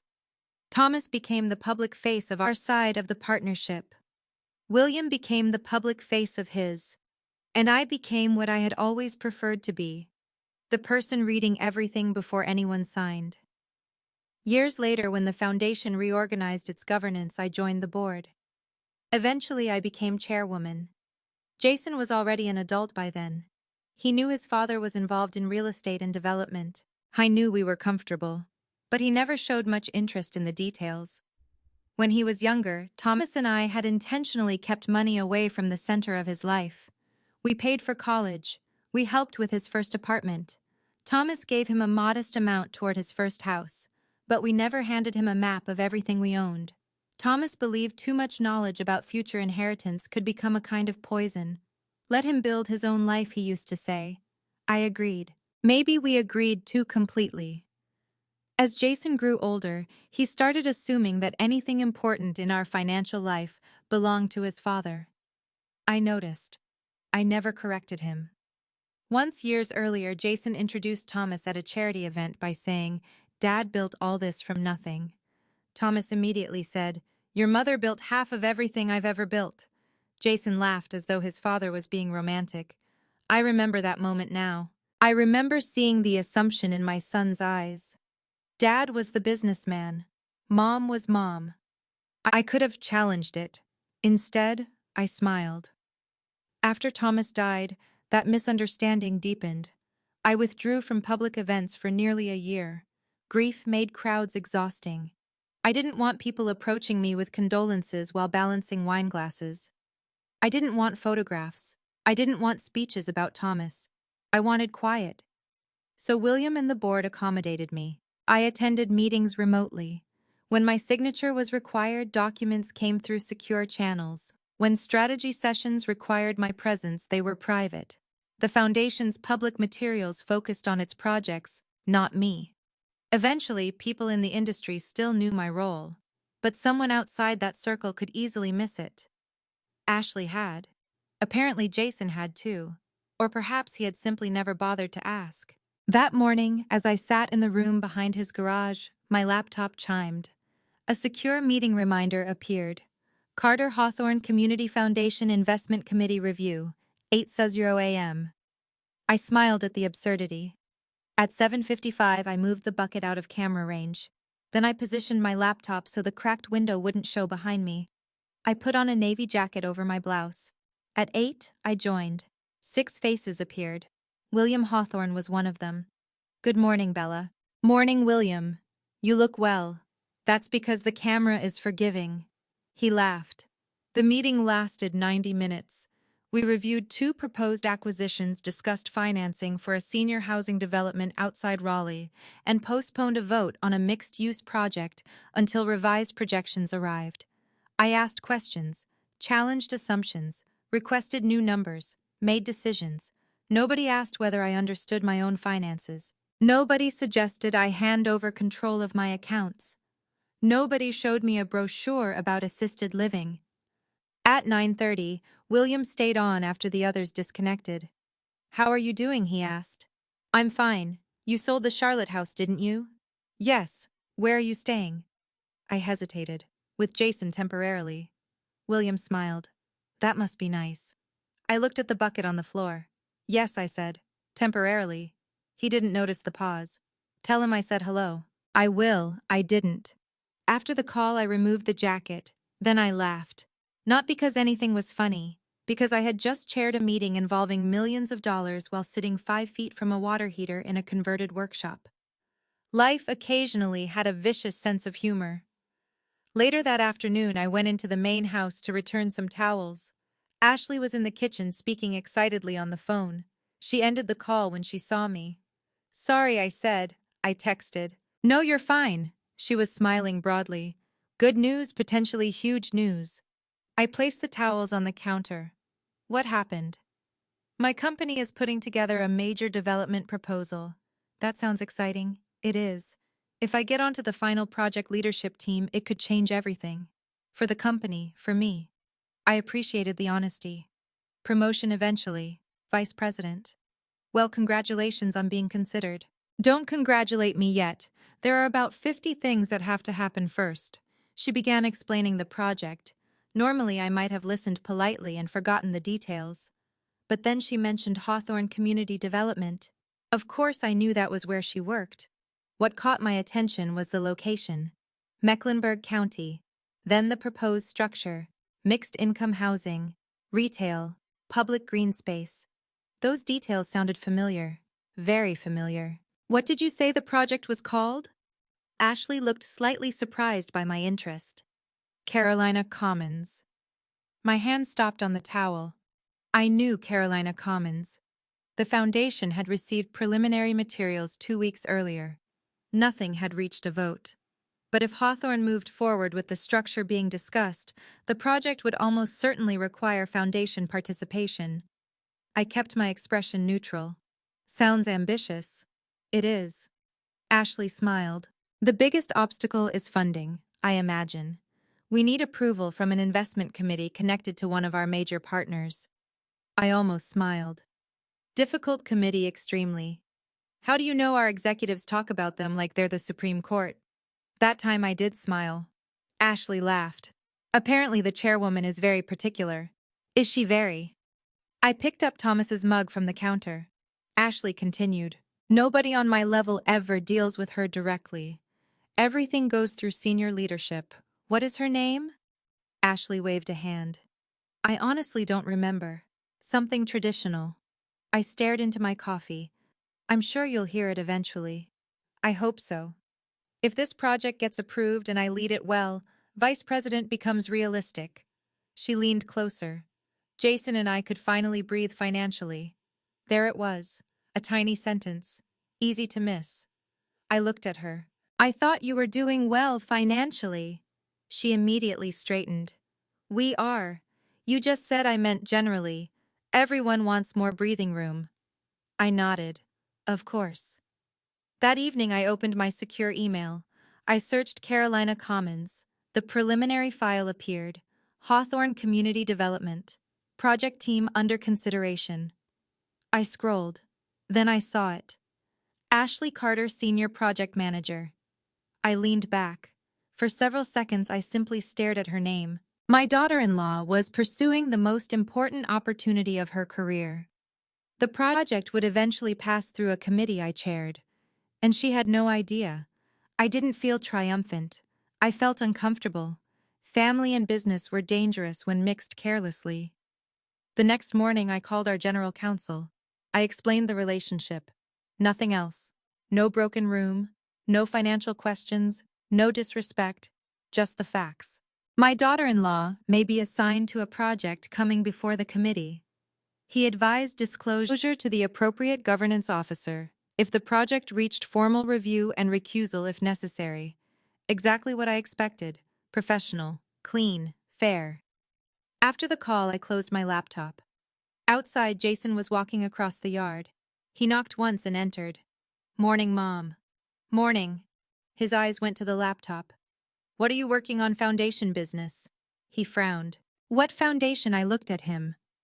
There it was. My own son didn't know. For a moment I considered telling him everything. Then he noticed an envelope beside my computer. It was from my investment office. His attention shifted immediately. Is that from your financial advisor? Yes. Anything I should know about? I looked at his face, and the urge to explain my life disappeared. No, I said. Nothing you need to know about. He nodded, disappointed. After he left, I opened my notebook. I wrote one sentence. Jason asked what foundation I meant, then became more interested in the envelope from my investment office. I closed the book. For nearly 40 years, I had never needed my son to be impressed by me. I still didn't. But sitting in that broken room, I began to understand something painful. Jason hadn't simply underestimated my money. He had underestimated my entire life. And very soon, whether I wanted it or not, the worlds he had kept separate in his mind were moving toward each other. His mother, his wife's career, William Hawthorne, and the chairwoman Ashley was so desperate to impress. They were all about to meet. 3 mornings after I saw Ashley's name attached to the Carolina Commons proposal, she came into the kitchen looking happier than I had seen her since I moved in. I knew something had happened before she said a word. Ashley usually entered a room already thinking about the next one. That morning, she stood at the kitchen island staring at her phone with a smile she couldn't hide. Jason noticed too. What happened? She looked at him. I got it. He put down his coffee. You got what the project? Jason stood so quickly, his chair scraped the floor. Carolina Commons. Ashley nodded. He wrapped his arms around her. I was standing near the sink with Thomas's blue mug in my hand. For a moment, watching them celebrate, I felt genuinely happy for her. Whatever else was happening inside that house, Ashley had worked hard for her career. I knew what ambition looked like in a woman. I had lived with it myself. Congratulations, I said. Ashley turned. Thank you. This is the project you mentioned. Yes, I'm officially on the leadership team. Jason kissed her cheek. This is huge. It could be. Vice President. Jason. What? That's where this goes. Ashley laughed. Maybe. Then she looked at me. If everything works? There was more humility in that sentence than I expected. Then I hope you do good work, I said. She smiled. That's the plan. Over breakfast, Ashley explained the project in more detail. Carolina Commons was ambitious. A large tract outside Charlotte would be redeveloped into a mixed-use community, with housing, retail space, green areas, and services aimed at families with different income levels. On paper, it was exactly the type of project the Carter Hawthorne Community Foundation had been created to support. But projects on paper were easy. The questions came later. Who would actually be able to afford the housing? How long would affordability commitments last? Would existing residents be displaced? How much debt was hidden beneath optimistic projections? Those were the questions my committee would eventually ask. Ashley, of course, didn't know I was already familiar with the preliminary proposal. The biggest challenge is the capital structure, she said. Jason nodded as though he understood. I knew he didn't. He had never been interested in development financing. What does that mean? I asked. Ashley seemed pleased that I was interested. We can finance part internally, but a project this size needs outside participation. Institutional partners, foundation capital, possibly public incentives. Which foundation? She took a sip of coffee. One of our biggest long-term partners. I waited. The Carter Hawthorne Community Foundation. Hearing my own organization named at my son's breakfast table was strange. Jason glanced at me. Carter. Ashley laughed. No relation. I nearly choked on my coffee. Jason looked at me. What, nothing? He shrugged. Ashley continued. They've partnered with Hawthorne forever. Before I joined the company, I think. Long before I said. She looked at me. How do you know? I set down my mug. I've lived in North Carolina a long time. That answer satisfied her. Jason had already moved on. So when do they approve it? Ashley groaned. That is the terrifying part. Why the investment committee? I kept my face neutral. They're difficult. Not difficult exactly. Thorough. That's usually a good thing when millions of dollars are involved. Ashley smiled. You sound like them. If only she knew. Our preliminary team spent 6 hours yesterday preparing for questions we haven't even been asked yet. What kind of questions? I said. Affordability ratios, long-term maintenance reserves, community displacement risk, everything. I nodded. Reasonable. Ashley laughed. Please don't join their side before I've even met them. Jason pointed at me. Mom would probably interrogate you worse than they will. Neither of them understood how accurate that statement was. Over the next week, Carolina Commons became the main subject in the House. Ashley worked late. Documents covered the dining table. Conference calls began before breakfast. Jason treated the project as though Ashley had already received the promotion. One evening, I entered the kitchen after sending my required text message and found a bottle of champagne in the refrigerator. Celebrating something, I asked. Jason was making sandwiches, saving it, for when Ashley gets promoted. That hasn't happened. It will. You seem confident. She deserves it. I hope she gets whatever she's earned. He glanced at me. There must have been something in my tone. What does that mean? Exactly what I said. He returned to the sandwiches. Then almost casually he asked, Have you thought any more about helping with the refinance? I looked at him. No. His knife stopped. No, you haven't thought about it. No, I'm not doing it. He set the knife down. Mom, I thought we agreed not to let money come between us. I'm trying not to. Then stop asking for mine. His jaw tightened. Ashley entered before he could answer. She looked exhausted. I hate everyone. Jason immediately changed expression. Bad day. The committee sent preliminary questions. My attention sharpened. Already bad questions, Jason asked. Good questions. That's worse. She dropped a folder onto the counter. They want updated projections on rent increases, local hiring commitments, construction contingencies, and tenant protections. I knew those questions. I had approved them that morning.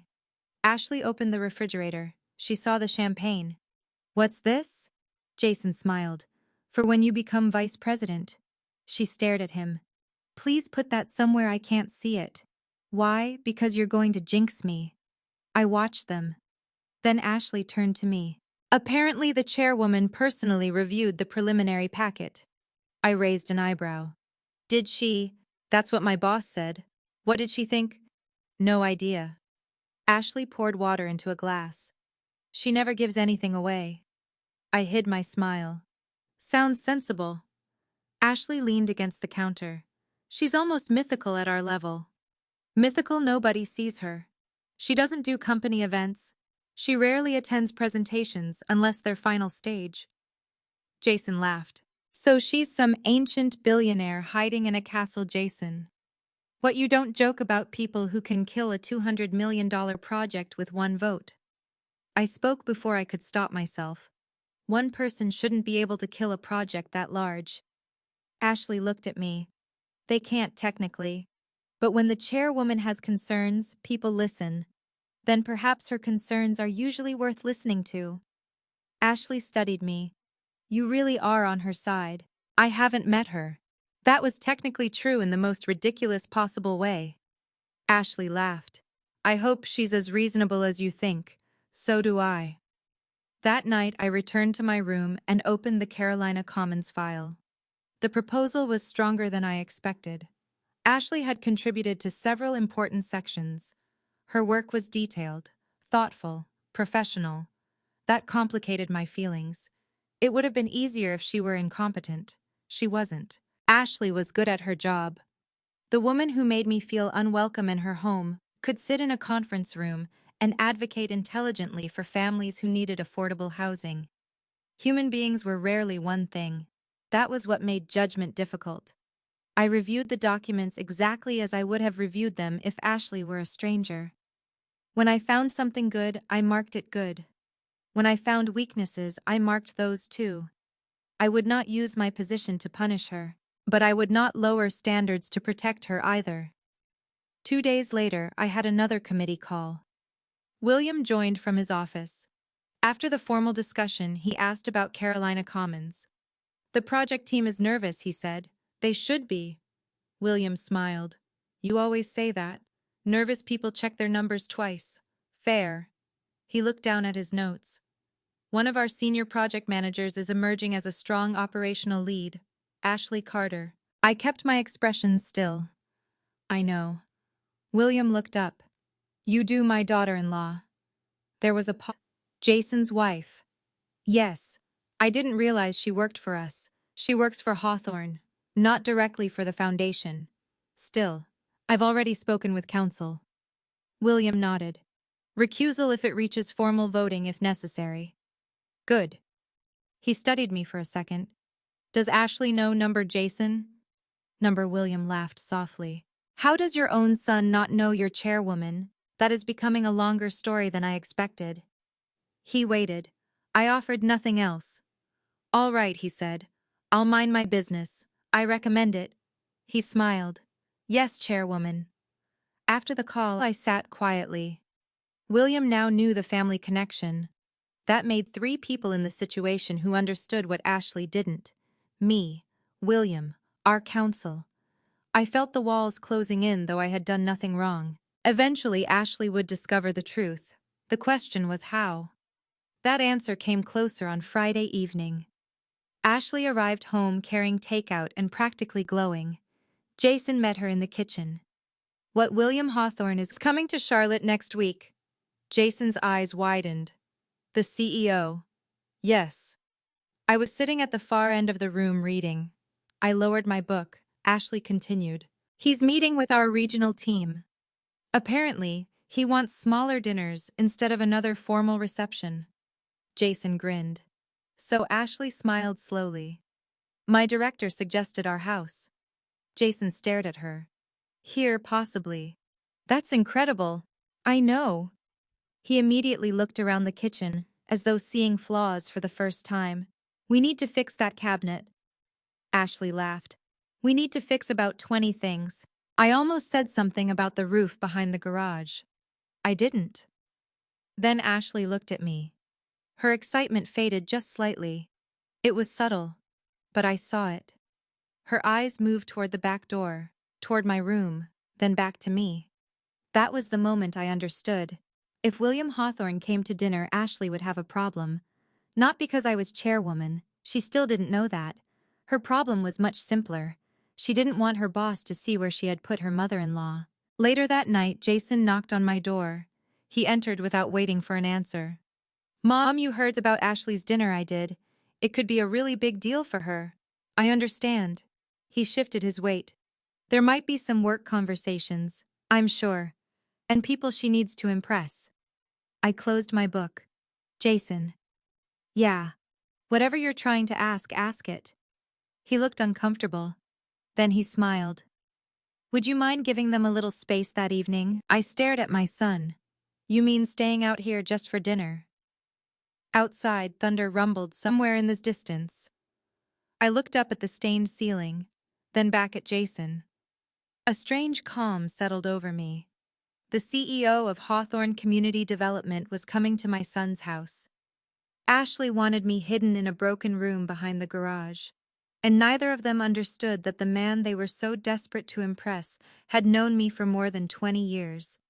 I didn't argue. I simply said, "Of course, Jason." His relief was immediate. "Thank you, Mom." After he left, I looked at Thomas's blue mug. Then I began to laugh, very quietly, because for the first time since moving into that room, I knew something my son didn't. His little arrangement was no longer going to remain private, not because I planned to expose him, but because William Hawthorne was about to walk straight into it. The dinner was scheduled for Thursday at 7. Ashley began preparing on Sunday. By Monday morning, there were lists taped inside the pantry, flowers ordered for the dining room, and 3 different sets of cloth napkins spread across the kitchen island, because she couldn't decide which looked more professional without looking too formal. Jason treated the visit as though the president were coming. He washed the front windows himself. He hired someone to pressure wash the driveway. He replaced 2 outdoor lights that had been flickering for months. He even repaired the loose cabinet hinge he had ignored since I moved in. I watched all of this from the room behind the garage. The roof still leaked. Nobody called a contractor. The cracked window was still held together with clear tape. That contrast told me everything I needed to know. On Tuesday afternoon, Jason came outside carrying a ladder. For one hopeful second, I thought he might finally inspect my roof.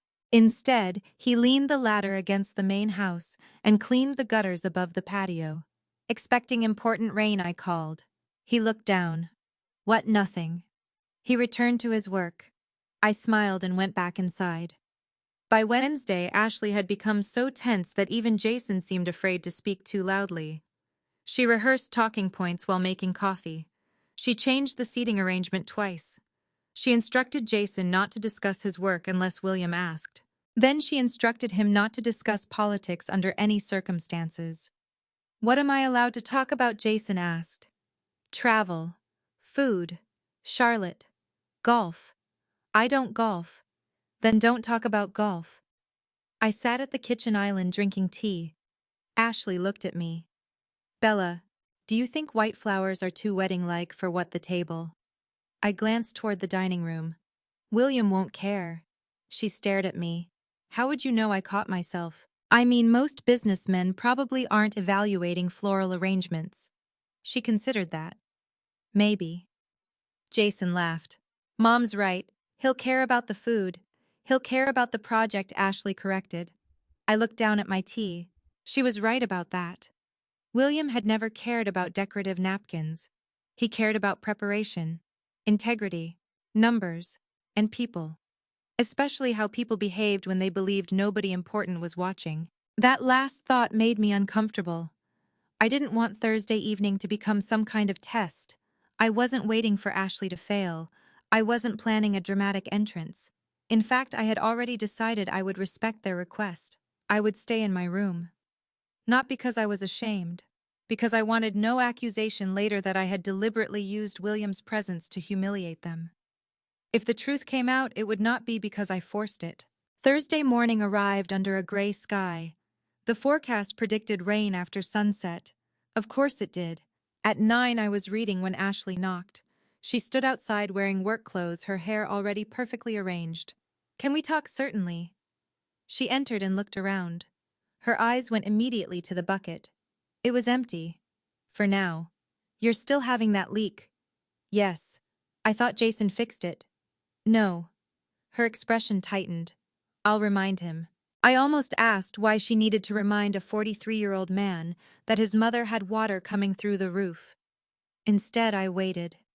Ashley folded her arms. "About tonight?" "Yes, I hope you don't think we're excluding you." I looked at her. "What would you call it?" She blinked. "It's just a work dinner." "Then why are you having it in your home?" "Because William prefers informal settings, so it is partly social." She sighed. "Bella, this could determine the next 5 years of my career. I understand. I need to focus, and my presence would prevent that." That's not what I'm saying. What are you saying? She looked toward the cracked window. For a moment I saw embarrassment in her face. Not about excluding me. About the possibility of being forced to explain me. We've never really discussed your situation with people at work. My situation, you know what I mean. No, I don't. She shifted uncomfortably. You sold your house. You're staying with us. I don't want people asking personal questions. I almost admired how carefully she arranged the sentence. You mean you don't want your boss asking why your mother-in-law lives behind the garage? Her face flushed. It sounds terrible when you say it like that. It sounds exactly like what it is. This room was supposed to be temporary. So was the leak. Bella. I raised a hand. I said I would stay out here. I will. Her shoulders lowered. Thank you. Then she added, Jason really appreciates it too. That hurt more than I expected. I smiled. I'm sure he does. Ashley left. I sat alone for several minutes. Then I called Margaret. She answered immediately. Are you escaping yet? Not today. You're determined to make me come drag you out, aren't you? I told her about the dinner. Then I told her who was coming. Silence. William Hawthorne. Yes. The William Hawthorne. There aren't many, and they don't know he knows you know. Margaret began laughing. I held the phone away from my ear. This isn't funny. It is a little funny. Margaret. Bella, your daughter-in-law, is hiding the chairwoman of her company's investment partner in a shed while her CEO eats dinner 20 yards away. Converted workshop. That does not improve the sentence. I tried not to laugh. Failed. Then Margaret became serious. What are you going to do? Nothing. Nothing. I'll stay here like they asked. Why? Because I refuse to turn my position into a weapon. What if William sees you, then he sees me? And if he doesn't, tomorrow morning I'm leaving. The words came out before I had consciously decided to say them. Margaret went quiet. Are you sure? I looked around the room. The stained ceiling, the taped window, the metal clothing rack. Yes. What changed? Nothing. And that was precisely the point. Nothing had changed. 5 weeks of promises. Nothing. Jason had found time to clean gutters for a CEO. Nothing for the roof above his mother's bed. Ashley had found time to choose flowers. Nothing for the cracked window. They had found time to research what I should do with my money. Nothing to ask whether I felt welcome. I'll call you tomorrow, I said. I'll come whenever you're ready. I know. After we hung up, I pulled my suitcase from beneath the bed. I didn't pack it, not yet, but I left it where I could see it. At 5:30, activity inside the main house intensified. Through my window, I watched a catering van arrive. Ashley came home early and changed clothes. Jason carried wine from the garage. At 6:15, he came outside. He wore a navy jacket I had given him for Christmas 2 years earlier. You look handsome. He smiled. Thanks, Mom. He glanced at my clothes. I was wearing black trousers and a cream sweater. You're staying in tonight, right? There it was. Not how are you? Not do you need anything?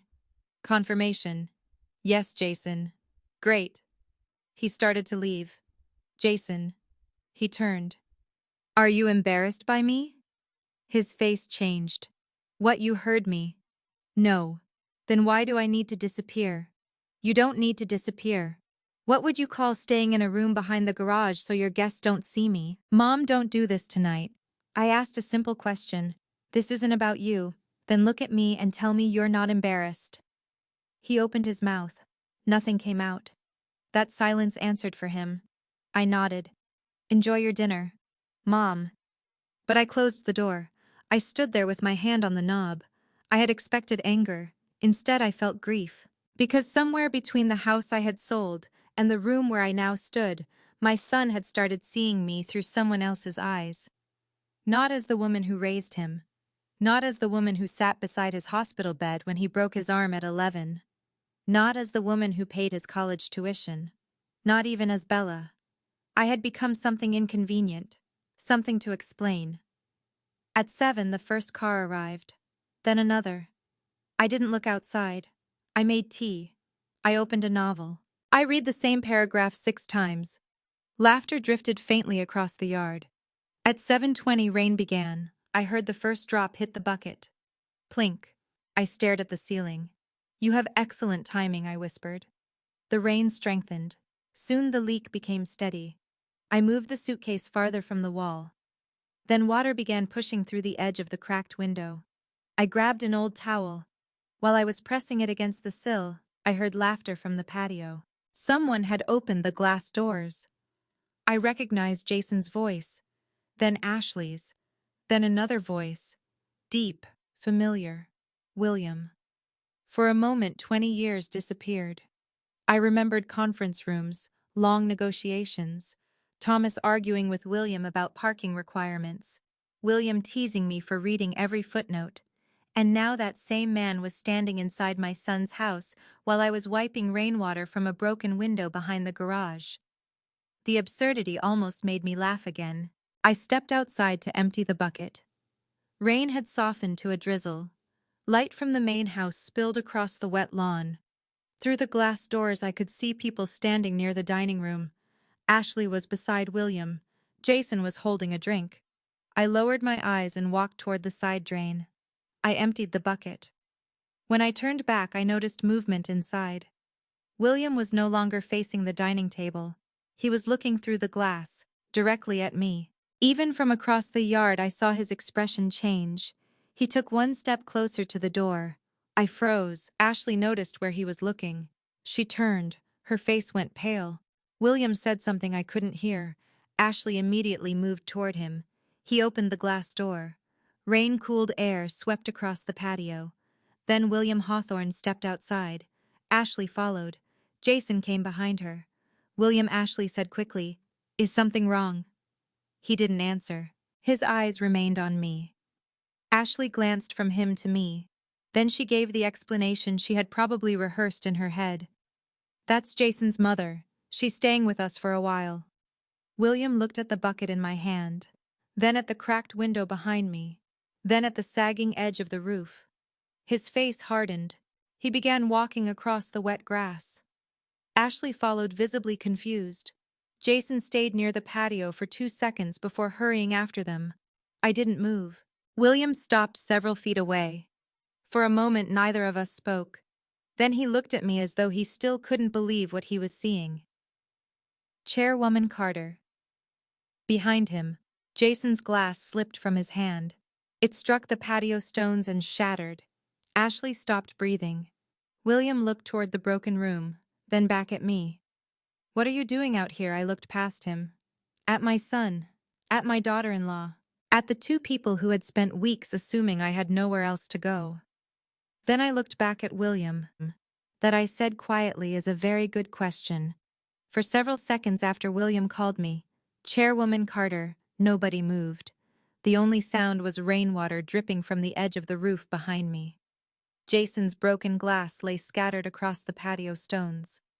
Ashley stared at me as though I had suddenly become someone else. William looked from the bucket in my hand to the room behind me, then back to my face. "Bella," he said, quieter now, "what is going on?" I set the bucket beside the door. "It's a long story. I have time." Ashley finally found her voice. "I'm sorry." "Chairwoman." William turned toward her. "Yes." She looked at me again. "Chairwoman of what?" I could almost see her mind moving. The preliminary questions, the investment committee, the woman she had described as mythical, the person whose opinion could affect Carolina Commons. William answered before I could. "The Carter Hawthorne Community Foundation." Ashley went completely still. Jason stepped forward. "Wait." He looked at William, then at me. "My mother." "Yes. No, I mean—" He stopped. I had never seen my son genuinely speechless before. It would have been satisfying if it weren't so painful. William looked toward the little building again. "Are you living in there?" Ashley reacted immediately. "It's temporary." William looked at her. "I asked Bella." The words were not loud. They didn't need to be. Ashley lowered her eyes. I answered. "For the moment." William's jaw tightened.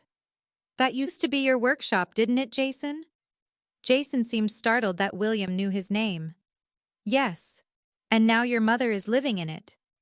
Jason looked at me as if I might rescue him from the question. I didn't. It was supposed to be renovated, he said. William glanced at the cracked window. Supposed to be. We've had trouble getting contractors. I nearly closed my eyes. That excuse again. William stepped closer to the window. Even in the dim light, the tape across the crack was obvious. Then he looked down at the bucket. What is that for? Nobody answered. Rain tapped against the plastic bottom. That was answer enough. William looked at me. Is the roof leaking? Yes. Ashley rushed in. We didn't realize it was still that bad. I turned to her. You saw me carrying this bucket the morning after my first night. Her face changed. I hadn't planned to say it, but it was true. And I was finished protecting people from facts. Yes. Ashley rushed in. We didn't realize it was still that bad. I turned to her. You saw me carrying this bucket the morning after my first night. Her face changed. I hadn't planned to say it, but it was true. And I was finished protecting people from facts. William's expression hardened. Jason looked at Ashley. You saw that? She folded her arms. I thought you were fixing it. I told you contractors were backed up. I watched them begin shifting responsibility between themselves. It was almost instinctive. William stopped them. Bella, why didn't you tell me I understood what he meant? Not why didn't I tell him about the roof? Why didn't I tell him where I was living when he asked weeks earlier? I didn't think my domestic arrangements were foundation business. They aren't. Exactly. He stared at me. You said staying with Jason was nice. I was trying to be polite. That almost made him smile. Almost. Then Ashley whispered, Oh my God. We all looked at her. Her eyes were fixed on me. The committee. There it was. Not mother. Not the room. Not the roof. The committee. I saw the exact moment fear entered her face. You're the chairwoman. Yes. The chairwoman reviewing Carolina Commons. I didn't answer immediately. William did. The Foundation's investment committee reviews the proposal. Ashley swallowed. And you lead that committee? Yes, I said. She stepped backward. Jason looked from her to me. What does that mean? Ashley ignored him. You knew. I learned you were attached to the project after I moved here. You knew I was talking about you. Yes. Her embarrassment transformed into something sharper. Why didn't you say anything? I looked at her. What exactly should I have said that you were the person I was talking about? Would it have changed anything? Of course it would have changed things. The moment she said it, silence returned. Ashley heard herself. So did William. I studied her. What would it have changed? She opened her mouth. Nothing came. I continued. Would the roof have been repaired, Bella? Would I have been invited to dinner? Her face reddened. That's not fair. Would I still have needed to text before entering your kitchen? Jason looked confused. What? Ashley turned toward him. Not now. William's eyes moved between us. I could see him understanding that the room was only part of the story. Ashley pressed her lips together. I didn't mean that I would treat you differently because of your position. But you just said knowing my position would have changed things. I meant professionally. This is your backyard, Ashley, not your office. That ended the argument. Jason stepped toward me. Mom, I don't understand any of this. I know. How are you chairwoman of some foundation? Some foundation, William repeated. Jason looked embarrassed.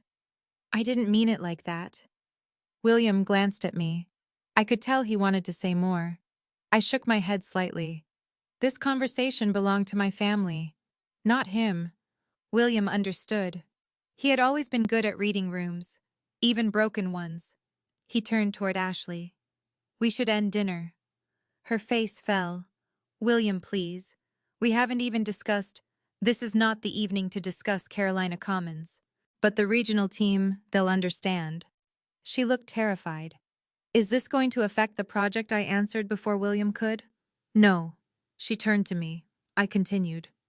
My personal relationship with you will not determine whether Carolina Commons receives funding. Some color returned to her face. But only briefly. Then you'll still review it. That is a governance question we'll handle appropriately. She looked confused. William understood immediately. Bella has already disclosed the relationship, hasn't she? Yes. He nodded. Of course she has. Something about the respect in his voice made Jason stare at me differently. Not warmly. Not yet. More like a man realizing a door had existed in his own house for years, and he had never tried opening it. William walked back toward the patio. Ashley followed him. I remained where I was. Jason didn't. He stayed beside me. Mom. Go inside. No. Your guests are leaving. I don't care about the guests. That was probably the first honest thing he had said all evening. He lowered his voice. What the hell is happening, Jason? Who are you? The question hurt. I stared at him. I'm your mother. You know what I mean. Do I? He ran both hands through his hair. You're the chairwoman of a foundation connected to Ashley's company, and I never knew yes. How that question has a very long answer. Then start talking. I looked toward the patio. People were gathering coats. Ashley was apologizing to someone. William stood near the glass doors watching us from a respectful distance. Not tonight. Jason stared at me. You've been lying to me. That word struck harder than I expected. Lying. You let me think. He stopped. Think what his face changed. I waited. What did I let you think, Jason? That you... He couldn't finish. That I needed you, I didn't say that. That I had nowhere else to go. His eyes shifted. So he knew Ashley had said it. Perhaps she had said it to him, too. I stepped closer. Did you believe that? No. Then why did you put me in this room? It was temporary. Stop saying that. My voice was sharper than I intended. Jason flinched. For 5 weeks I had listened to that word excuse everything. Temporary roof, temporary room, temporary humiliation. 5 weeks is long enough to call a roofer. I tried. You found someone to pressure wash your driveway in 48 hours. He looked away. You found someone to clean the windows. Silence. You replaced the patio lights. Mom, you repaired a cabinet because William Hawthorne was coming to dinner. His eyes returned to mine. But you couldn't repair the window where your mother sleeps. He had no answer. I didn't need one. Across the yard, William escorted the final guest to the front of the house. Ashley came back outside. She had been crying. Mascara had darkened slightly beneath one eye. Bella. I waited. I am so sorry. I believed she was sorry. I just didn't yet know what she was sorry for. The room. The humiliation. Or discovering who I was. That distinction mattered. Let's talk tomorrow, I said. Please. I need you to understand tomorrow. William approached. His coat was over one arm. I can have a car take you somewhere tonight. Jason immediately reacted. She doesn't need a car. William ignored him. I smiled faintly. Thank you. I'm fine. Bella. William. He knew that tone. Thomas used to call it my boardroom period. It meant the discussion was over. William nodded. All right. Then he looked at Jason. There was no anger in his face. That somehow made it worse. Take care of your mother. Jason's jaw tightened. I do. William's eyes moved to the bucket, then back to Jason. He said nothing. He didn't have to. After William left, Ashley went inside. Jason remained with me. Rain continued falling softly. I picked up the bucket. Mom, please. I stopped. What? Don't go back in there. I looked at him. Where would you like me to go? The guest room. I almost laughed. Ashley's office. We'll move things. Tonight? Yes. Interesting. His face tightened. What is that supposed to mean? It means nothing about that room changed in the last 10 minutes. He stared at me. Only what you know about me changed. That isn't why. Then why tonight? No answer. I opened the door. Jason grabbed it before I could close it. Mom, please. I looked at his hand. He released the door.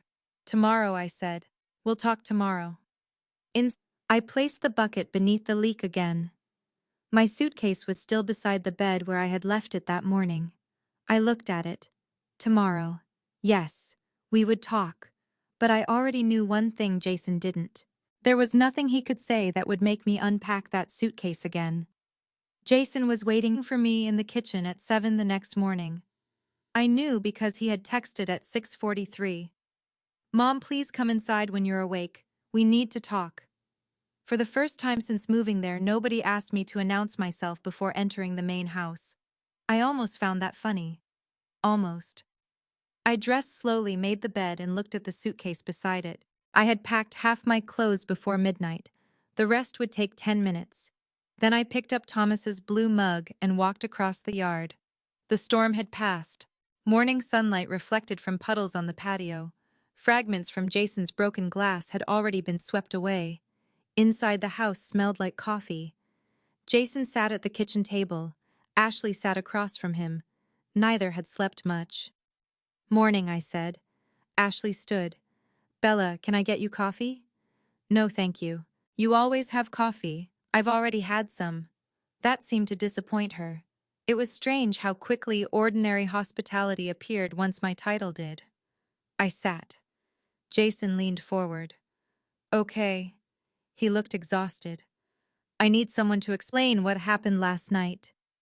Ashley stared at her hands. I waited. Jason looked at me. "William Hawthorne called you chairwoman." "Yes." "Of the Carter Hawthorne Community Foundation." "Yes." "And Ashley says that foundation is one of the major investment partners in her company." "That's broadly correct." He blinked. "Broadly. The relationship is more complicated than one sentence, but yes." How long what? How long have you been chairwoman?" 11 years. Jason leaned back as though I had pushed him. 11, yes. Dad knew, of course your father knew, and I didn't. No. Why? I looked at my son. Because you never asked. His face tightened. That's not an answer. It is the simplest answer.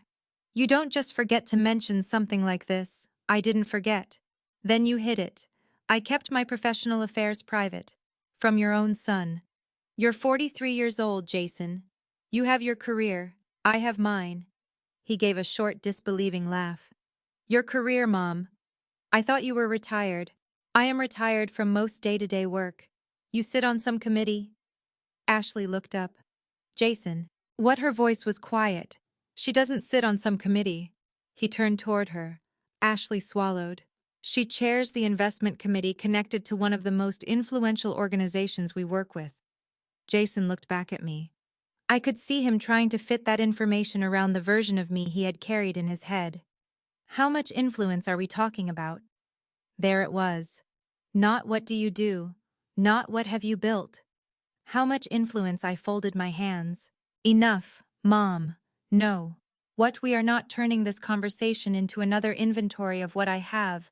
His face reddened. I'm trying to understand. Then ask who I am, not what I control. Silence. Ashley closed her eyes briefly. Jason looked at her. You work for my mother, I almost corrected him, but William's explanation from the night before was still fresh in my mind. Ashley answered.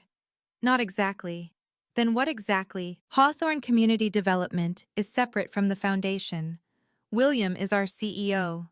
The foundation is a long-term investment partner. They provide capital, hold equity interests in certain projects, participate in governance depending on the structure. Jason raised a hand. English, Ashley. She exhaled. Your mother doesn't sign my paycheck. But people who do sign my paycheck care very much what she thinks. He stared at me. I saw shock, then confusion, then something that looked disturbingly like calculation. It vanished quickly. But I saw it. How did this happen? He asked. I leaned back. It didn't happen overnight. Then for the first time in years, I told my son part of the story he had never bothered to learn. I told him about the office above the hardware store, about the 12-unit property Thomas and I bought when Jason was little, about the financing models I built while his father met investors, about the developments that followed, about meeting William, about the foundation. Jason listened without interrupting. At first. Then he said, "But Dad ran all that." No. His expression changed. "I mean, he was the business person. Your father was a business person. And you—" He stopped. "And what I thought you handled the home. I did. You were always there." "Yes. When I came home from school, you were there. Most days. So how were you doing all this?" I almost smiled. There it was. The question generations of women had heard in different forms. "How could you possibly have been a mother and something else at the same time I worked?" I said. "Then I came home." Jason looked embarrassed. I continued. "Your father traveled more because he liked public-facing work. I structured much of mine around home. Later, when you were older, I spent more time in offices. I don't remember. That doesn't mean it didn't happen." Ashley looked at me differently now. Not frightened, not yet apologetic, curious. "Were you involved in the original Hawthorne partnership?" "Yes." "Carolina East Housing, yes." Her eyebrows lifted. "That was one of the projects they used in my training materials. I remember it well. You worked on that. I helped restructure it after the first financing proposal failed." Ashley stared. For one brief moment, something genuine passed between us. Professional respect. Then Jason interrupted. "So why live like this?" The question erased the moment. "Like what you know." "No, explain." He gestured vaguely. "You sold the house. You drive that old Lexus. You don't talk about any of this. You let us think again." That unfinished sentence. I leaned forward. "Finish it." He looked at me. "You let us think you needed help." "No, Jason." I spoke quietly. "You decided I needed help." He looked away. "I never told you I was broke." Silence. "I never told you I couldn't manage my finances." Ashley lowered her eyes. "I never told you I needed somewhere to live." Jason's face tightened. "You agreed to move here because you told me you wanted your mother close." "I did." "Then why did you keep asking about the money from my house?" He didn't answer. "Why did you ask for $100,000? Ashley looked at him. "Jason." His face changed. "You didn't tell her." Ashley stared. "Tell me what?" Jason rubbed his forehead. "It's not what it sounds like." I almost laughed. "What does it sound like?" Ashley turned fully toward him. "You asked Bella for $100,000 for the refinance." "What refinance?" Now it was my turn to be surprised. "You didn't know." Ashley shook her head. Jason stood. "This isn't the conversation we're having." "It is now," she said. He paced toward the counter. "I was exploring options. Without telling me, I hadn't decided anything. But you asked your mother for $100,000. I asked whether she'd consider investing in the house." Ashley looked at me. "Did he?" "Yes." She closed her eyes. I watched another crack appear in the picture of their marriage. But this was not the moment for that truth. Not yet. Jason turned toward me. "Fine. I should have talked to Ashley first. That doesn't change the fact that you kept a massive part of your life secret." I stared at him. "You still think my secrecy is the biggest problem in this room. You lied by omission." I felt something inside me harden. Did my title cause the roof to leak? He stopped. "Did being chairwoman crack that window, Mom? Did my position make Ashley ask me to text before entering your kitchen?" Ashley flinched. "Did it make the two of you eat dinner without me?" Nobody answered. "Did it put assisted living brochures on the counter?" Jason looked at Ashley. "What brochures?" She whispered. I was trying to help. I continued. "Did my professional life make you hide me last night?" Jason lowered his head. "No. No." The word came out softer than everything before it. "That is why none of this is about my title." Ashley began crying. Quietly. I didn't enjoy it. I wasn't trying to hurt her. I wanted them to understand. Jason sat down again. "So what happens now with what Ashley's project?" There it was again. The project. Ashley wiped her eyes. "Jason, stop. No, we need to know." I looked at my son for several seconds. Then I said, "Carolina Commons will be evaluated on its merits. And Ashley. Her work will be evaluated professionally. By you, that will be handled through our governance procedures." His frustration returned. "What does that mean?" It means I will not use my position to reward or punish your wife. Ashley looked at me. You'd really do that? Do what? Step away if necessary. Of course. She looked ashamed. I don't think I would be that fair if I were you. That is exactly why fairness requires rules.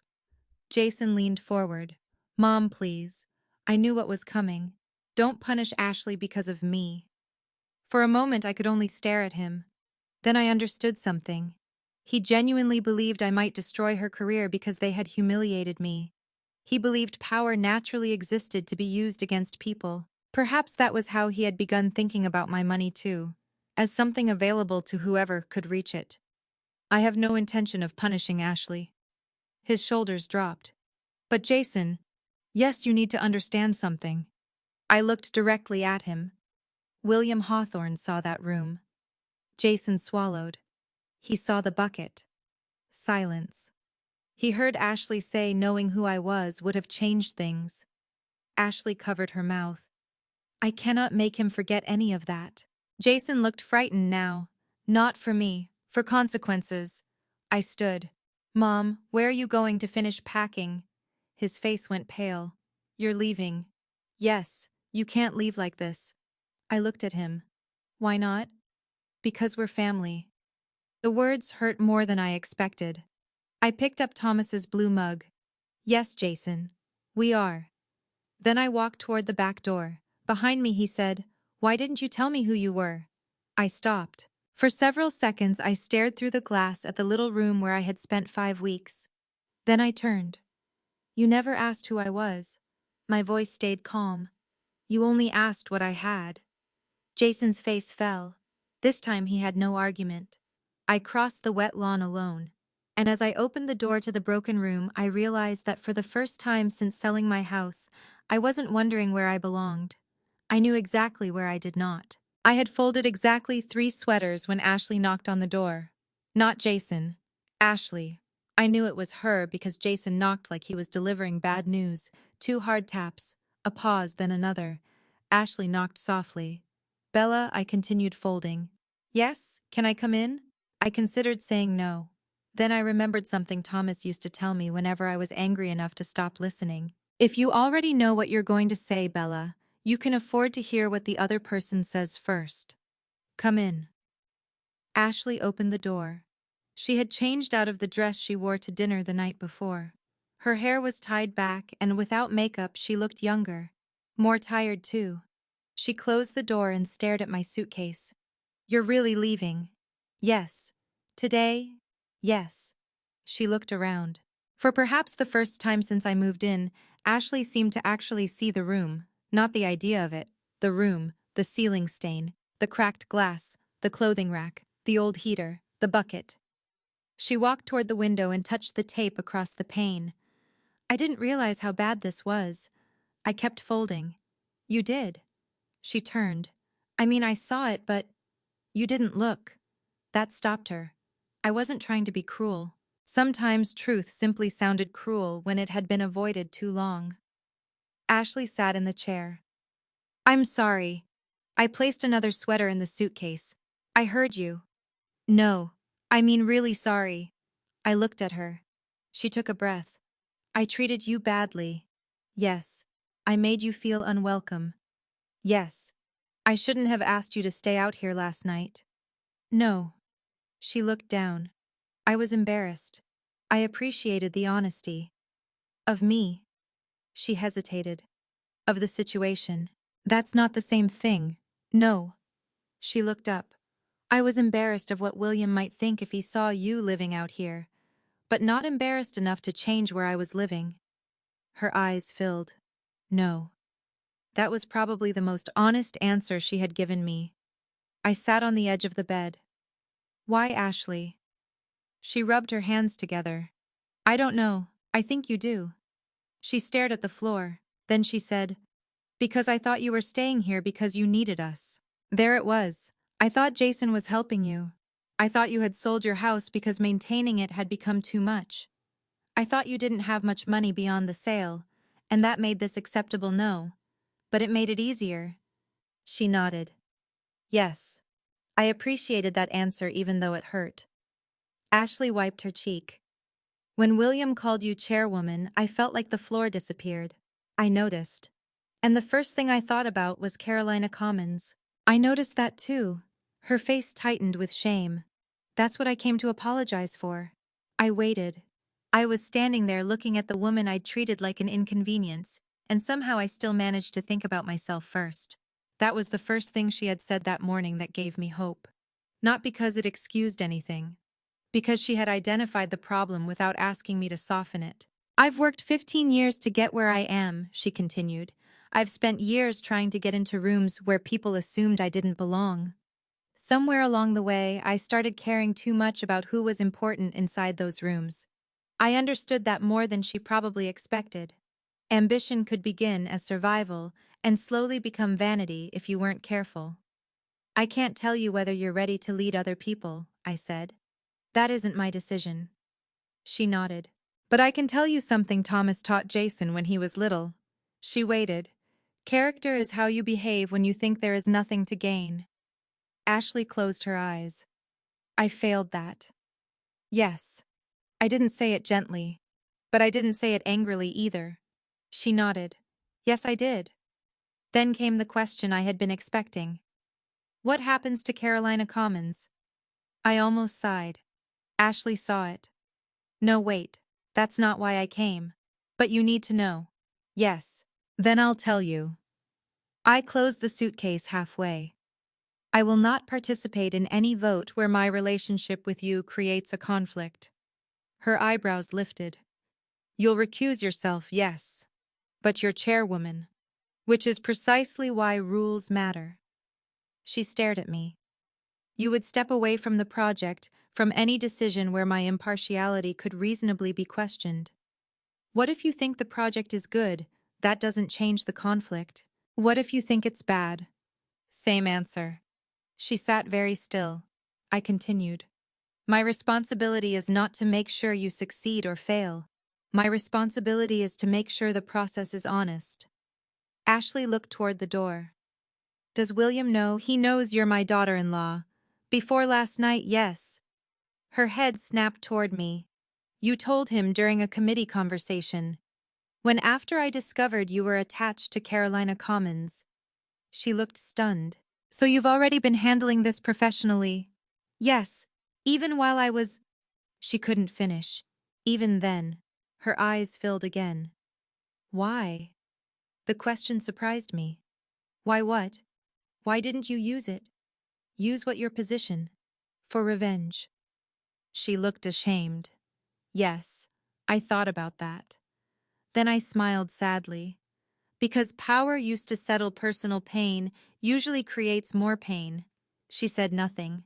I won't destroy your career because you hurt me. Relief flickered across her face.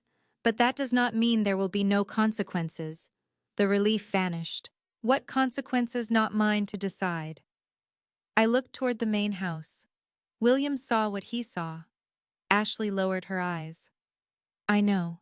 He heard what he heard. I know. I will not tell him to promote you. She nodded. I also will not tell him not to. She wiped her face. That's fair. Yes. And terrifying. Fairness often is when you can't control the outcome. A knock came at the door. Jason entered before I answered. He looked from Ashley to me. Everything okay? Ashley stood. We were talking. About the project. I looked at him. Ashley did too. Jason noticed. What? Ashley shook her head. Bella is recusing herself. His face changed. From what? Anything involving Carolina Commons where there's a conflict. He looked at me. So you're stepping away. When appropriate. Good. One word. Good. I watched him. Ashley did too. Jason seemed to realize how it sounded. I mean, that's fair. Yes, I said. He sat on the edge of the chair Ashley had just left. So William can't think you're influencing anything. That is part of the reason. Jason nodded. Then Ashley should be okay. I looked at him. Why do you keep saying that? Saying what? Talking. As though the only danger here is what I might do. He frowned. I don't understand. You're worried I might punish Ashley. No, you were worried last night. You're worried now, because you're angry. I am hurt. Same thing. No. I stood. Anger asks what I can do to you. Hurt asks what I need to do for myself. Jason went quiet. I continued. I am leaving this house. That is what I'm doing for myself. Mom, we can fix the room. Ashley closed her eyes. I almost laughed. The room is not the problem anymore. I know, but… No, Jason, I don't think you do. He looked frustrated. What do you want from us? That question mattered. I thought carefully before answering. Nothing. His face fell. I don't want your money. He looked uncomfortable. I don't want your house. Silence. I don't want Ashley's promotion. Ashley lowered her eyes. I don't want an apology that exists because William Hawthorne knows my title. That isn't why I'm apologizing, Ashley said. I looked at her. I believe you're beginning to understand that. She nodded. Then I turned back to Jason. What I want is for both of you to live with what you chose. His jaw tightened. So we're just supposed to suffer. I stared at him. Suffer. He immediately realized the word was wrong. That's not what I meant. You're standing in the room where your mother slept beneath a leaking roof, asking whether consequences mean you have to suffer. He looked away. I softened my voice. Jason, I am not your enemy. I know. I will not call William and demand Ashley be fired. Ashley exhaled. I will not interfere with your employment. Jason looked back at me. I will not embarrass either of you publicly. Then what are you going to do? Leave. He swallowed. And after that, live my life. The simplicity seemed to confuse him. Maybe he had expected something dramatic. A threat, a financial punishment, a public confrontation. Instead, I was giving them something harder. No villain to fight, no revenge to blame. Only consequences. My phone rang. Margaret, I answered. I'm outside, she said. Already you said today. I looked through the window. Her silver SUV was parked at the curb beyond the side fence. I'll be there in 10 minutes. I ended the call. Jason stood. Margaret's here. Yes. You already called her last night. His face crumpled slightly. Before we talked, yes. Then you never planned to stay. No. Ashley stepped toward me. Bella, for whatever it's worth, I hope someday you can forgive me. I looked at her. Forgiveness is possible. She waited.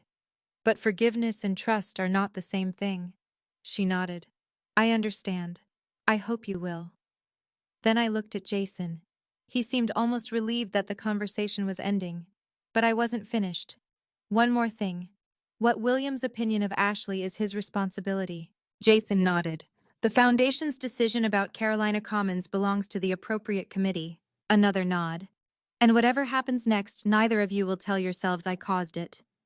Jason's eyes narrowed slightly. What does that mean? It means I am stepping away. I looked directly at him. If consequences arrive, they will belong to the choices that created them. Nobody spoke. I closed my suitcase. For years, I had believed strength meant solving problems for the people you loved. That morning, I began to understand another kind of strength. Sometimes love meant refusing to rescue someone from the lesson their own behavior had earned. And I was finally ready to learn whether I could do that with my own son. Jason followed me outside before I could carry my suitcase across the yard. Mom, wait. I stopped. The morning air was cool, and the grass was still damp from the previous night's rain. Margaret's silver SUV was parked at the curb, but she hadn't gotten out. She knew me well enough to understand that some conversations needed to end before anyone came to rescue you from them. Jason stood behind me. We need 5 minutes. We've had more than 5 minutes. Not about Ashley. I turned. His face looked different. The defensiveness was still there, but something else had appeared beneath it. Fear. About what? He glanced toward the main house. Can we talk inside?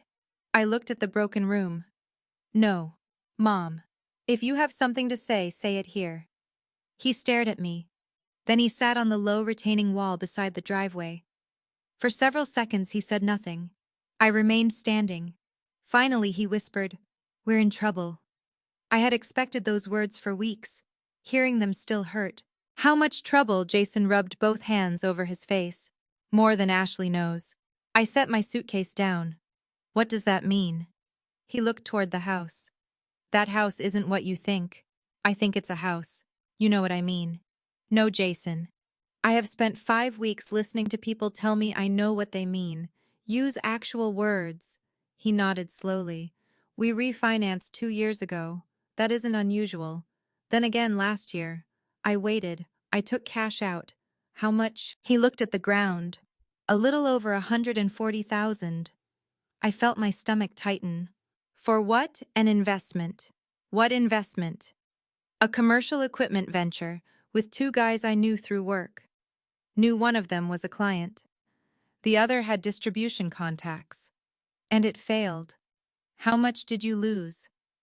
Almost all of it. I sat beside him. Not because I felt sorry for the decision. Because he was still my son, and bad numbers were easier to hear sitting down. Does Ashley know? She knows I invested. Does she know how much? No. Does she know the money came from the house? Not all of it. I closed my eyes. Jason. I thought I could replace it before it mattered. That sentence had destroyed more families than bad investments ever could. I opened my eyes. What else? He looked at me sharply. What there is more. How do you know? Because one failed investment does not explain why a man with 2 incomes asks his mother for $100,000 while pretending everything is fine. He stood and began pacing. We have credit cards. How much? I don't know exactly. You know approximately. Maybe 40,000. He nodded. And a personal line of credit. How much? 35. I stared at him. Anything else? The cars. What about them both financed? That isn't unusual. The payments are high. How high? He didn't answer. I suddenly saw his life differently. The large house, the expensive SUV, the restaurants, the vacations Ashley posted online, the renovated kitchen. Jason hadn't built wealth. He had built the appearance of wealth and financed the difference. Why? He stopped pacing. What do you mean? Why were you living like this? He laughed bitterly. Because everyone else was. No. What? That isn't an answer. He looked toward the street. My job is sales. Half the people I deal with judge you before you sit down. What you drive matters. Where you live matters. Where you take clients matters. To whom? To people who can affect my career. I thought about Ashley. About napkins, flowers, the pressure-washed driveway. Maybe their marriage had become a partnership in appearances without either realizing how expensive the performance had become. And the second refinance, Jason sat again. I needed time. For the investment to recover, yes. But it didn't. No. So when did I become the recovery plan? His face tightened. You weren't. Jason. I didn't invite you here just for money. I didn't ask whether that was the only reason. Silence. When did my house become part of your calculation? He stared at his hands. After Dad died. The answer hit harder than I expected. 3 years ago. I didn't plan anything. Then explain. He took a breath. I knew you'd probably sell eventually. How you talked about downsizing. Once. You said the house was too big. That doesn't mean I promised you the proceeds. I know. Do you? His eyes filled with frustration. I thought if things got bad enough you'd help me. I looked at him. Because I'm your mother. Yes. Or because you thought I had money, both. There it was. The truth was rarely as clean as betrayal stories made it sound. Jason loved me. I believed that. He also saw me as a financial safety net. Both things could be true. That was what made it hurt. When you started calling me more often, I said, was that because you were worried about me? Yes. Only because you were worried. He looked away. No. I felt something break quietly inside me. How much of it was the house I don't know. Try. Mom, I really did worry about you living alone. And I knew selling would free up money. I stared across the yard at the little room. The pieces finally fit. The increased phone calls. The concern about stairs. The condo listings, the offer to let me stay, the questions after the sale, the refinance proposal.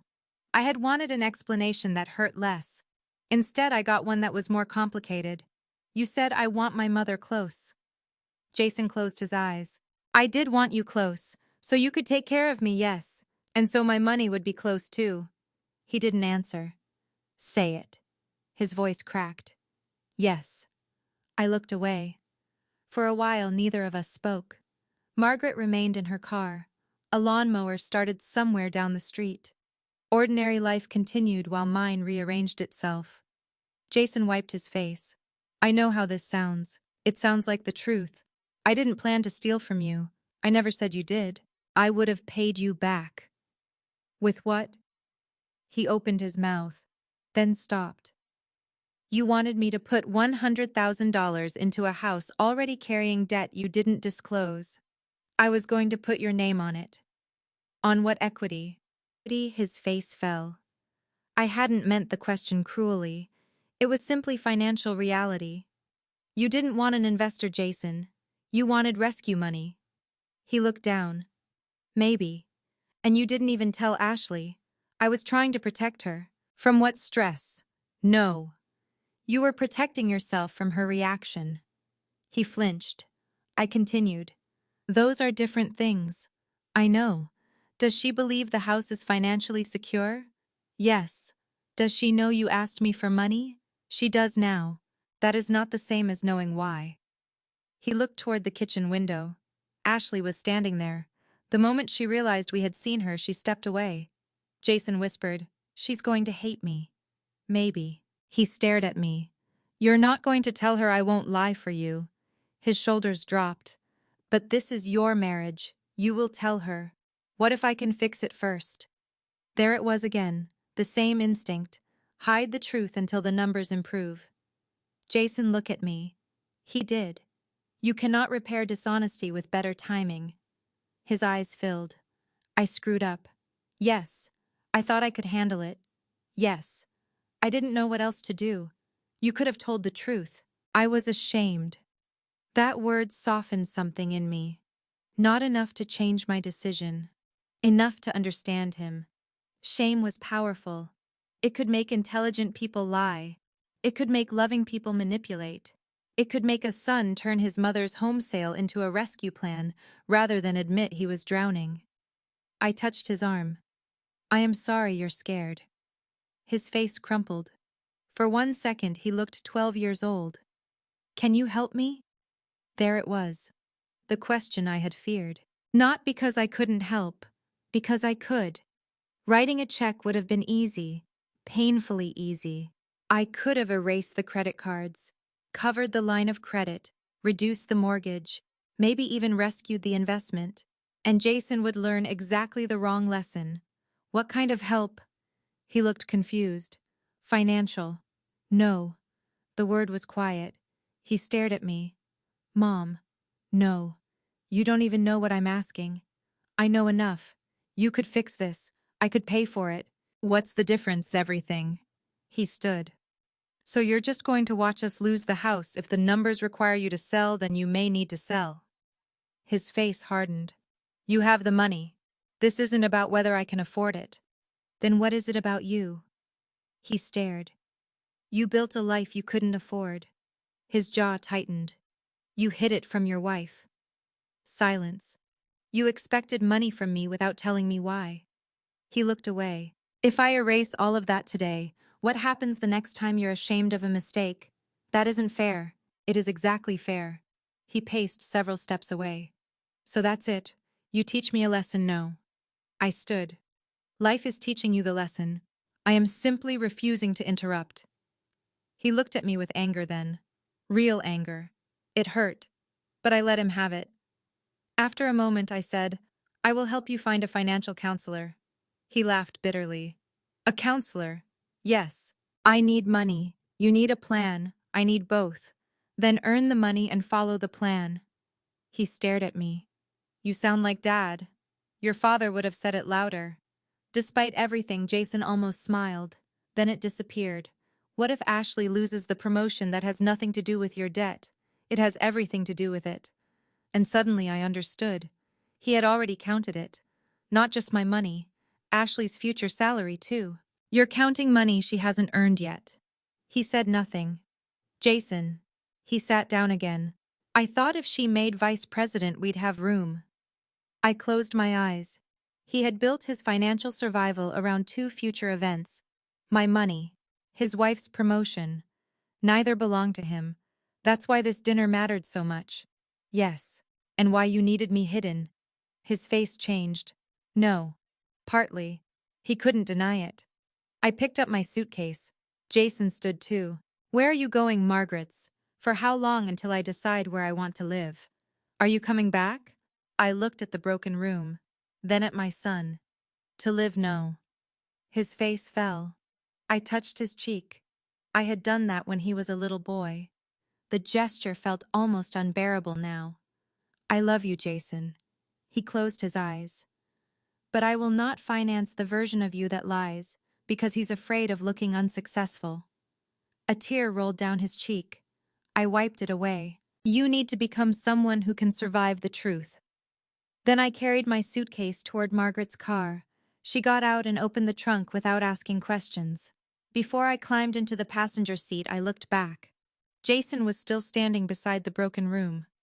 For 5 weeks I had believed that room showed me how little space my son had made for me in his life. Now I understood something else. Jason had been building broken rooms everywhere. Inside his finances, inside his marriage, inside our relationship. Covering cracks, moving furniture away from leaks, calling everything temporary, and hoping no one important would ever look closely enough to see the damage. But someone finally had. Not William Hawthorne. Me. Margaret did not ask me a single question until we were 3 streets away from Jason's house. That was one of the reasons we had remained friends for more than 30 years. She knew when silence was kindness. I sat in the passenger seat with Thomas's blue mug wrapped in a sweater on my lap. My suitcase was in the back, along with the few things I had decided mattered enough to take immediately.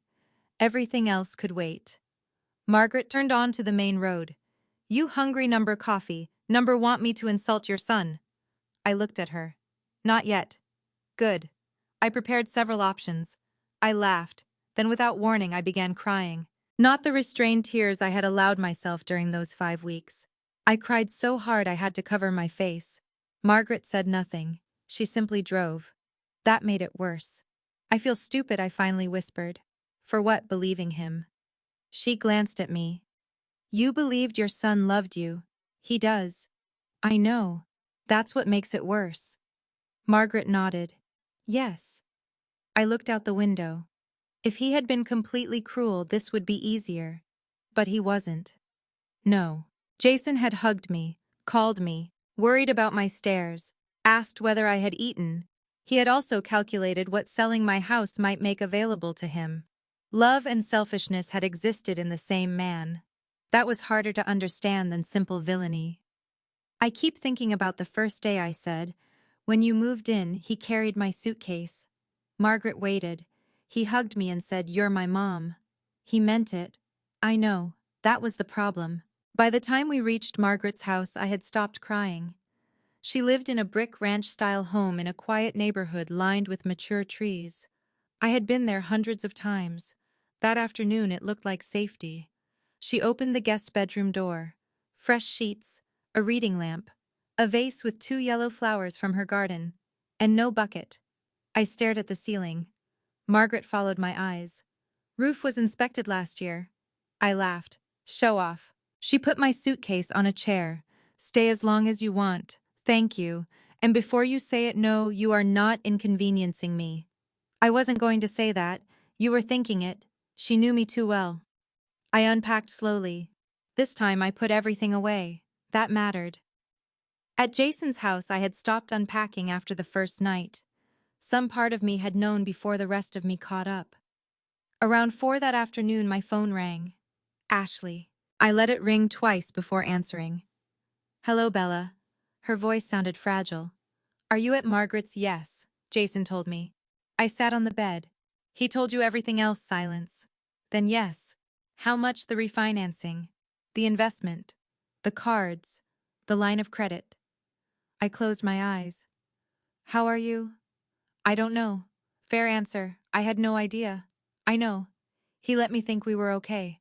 I know. And he asked you for $100,000 without telling me. Yes. Ashley began crying. I waited. I keep thinking I should have known. Don't do that. What take responsibility for information someone intentionally kept from you? But I live there. You also work long hours and trusted your husband. She was quiet. Are you defending him? No. Then why are you being kind to me? I thought about the question. Because cruelty would not improve anything. She breathed shakily. Bella, I'm sorry. I know. No. Not just about the room. I waited. I treated you like your value depended on whether you could contribute something to my life. Her words were precise. Painfully so. I didn't think of it that way at the time. Most people don't. I thought I was being practical. That word excuses many ugly things. Yes. She took a breath. When I learned who you were, I wanted the ground to swallow me. I noticed. But I've been thinking about what you said. Which part? That nothing about the room changed. Only what we knew about you changed. I stared at the flowers on Margaret's dresser. That is the part I hope you remember. I will. There was a pause. Can you forgive me? I knew she wanted an answer. Maybe even needed one. But forgiveness offered too quickly can become another way of avoiding consequences. I believe I can. She inhaled. But not today. Silence. Okay. And forgiveness will not mean pretending it didn't happen. I understand. I hope so. She hesitated. William emailed me. My stomach tightened slightly. What did he say? He wants to meet Monday. I knew immediately what she feared. Ashley. I have not spoken to William about your employment. I believe you. Good. But what if he fires me? That is between you and William. Her voice cracked. I'm terrified. I understand. Can you tell him? She stopped herself. I waited. No, she whispered. Never mind. What were you going to ask that you tell him I'm not a terrible person? I closed my eyes. Ashley. I know. No. Listen. She became quiet. You do not need me to certify your character. But he saw one part of you. A bad part. Yes. What if that's all he sees now? Then show him something else. She didn't answer. Not with explanations, not with me, with your behavior. I heard her exhale. You really won't intervene. No. Even if I lose the promotion. No. There was a long silence. Then she said, That's fair. When the call ended, I felt tired, but lighter. Not because Ashley had apologized, because for once I had not rushed to make another adult comfortable. The next morning, Jason called. I didn't answer. He called again at noon. I let it go to voicemail. At 3, he texted. I know you're angry. Please tell me you're okay. I replied with 4 words. I'm safe. I need time. He responded immediately. How much time? I didn't answer. That evening, Margaret and I ate soup on her back porch. You're doing that thing, she said. What thing? Feeling guilty for having a boundary. I don't feel guilty. She gave me a look. Fine. I feel slightly guilty. Why? Because he's my son. And he's scared. So were you. I looked at her. She continued. You were scared of being unwanted. That hit harder than I expected. You were sitting in a leaking room trying to convince yourself you weren't a burden. I looked away. Margaret's voice softened. His fear does not outrank yours because he's your child. I sat with that. At 69, I was still learning things motherhood had never taught me. Or perhaps things motherhood had taught me incorrectly. That a good mother absorbed discomfort. That she fixed things. That she gave. That when her adult child was drowning, she jumped into the water, even if he had drilled the hole in his own boat. Maybe love could mean something else. Maybe love could stand on shore and throw a rope instead of climbing into the sinking boat. 2 days later, I went back to Jason's house. Not to stay, to collect the rest of my belongings. Margaret offered to come. I declined. Jason opened the front door. He looked terrible. Mom. Hello? He stepped aside. For the first time, I entered through the front. Ashley was at work. Jason followed me toward the backyard. You can take the guest room if you want. I stopped. I'm not staying. I know. He looked down. I just wanted you to know. We crossed the yard. The broken room looked smaller than I remembered. Jason opened the door. Something had changed. The bucket was gone. A blue tarp covered part of the roof outside. The cracked window had been measured and marked for replacement. Contractor came yesterday, he said. I looked at him. Ironic. I know. He swallowed. I should have done it the first week. Yes. I don't have an excuse. No. That seemed to hurt him. Good. Not because I wanted pain. Because excuses had protected him too long. I packed the rest of my clothes. Jason helped silently. When I reached for the leather notebook, he saw it. What's that notes? About us? About what happened? His face fell. Were you planning to use them against us? No. Then why write it down, so I wouldn't let love rewrite reality? He stared at me. I put the notebook in my bag. Mom, I'm sorry. I nodded. I know. Do you believe me? Yes. Hope appeared in his face. Then I added, but being sorry is the beginning, Jason, not the repair. His eyes lowered. I told Ashley everything. That was necessary. We're meeting with a financial counselor Tuesday. I looked at him. That surprised me. Good. We may have to sell. I know. I keep wanting to ask you again. For money. He nodded. But I won't. That mattered more than he knew. I closed the suitcase. Jason picked it up. At the door, he stopped. Do you forgive me? The same question Ashley had asked. I looked at my son. I loved him. That had never been the question. I want to. His eyes filled. But I need to see what you do next. He nodded. Outside, he carried my suitcase across the yard. This time, he didn't carry it toward the broken room, he carried it away from it. At my car, he placed it in the trunk. Then he hugged me. I hesitated.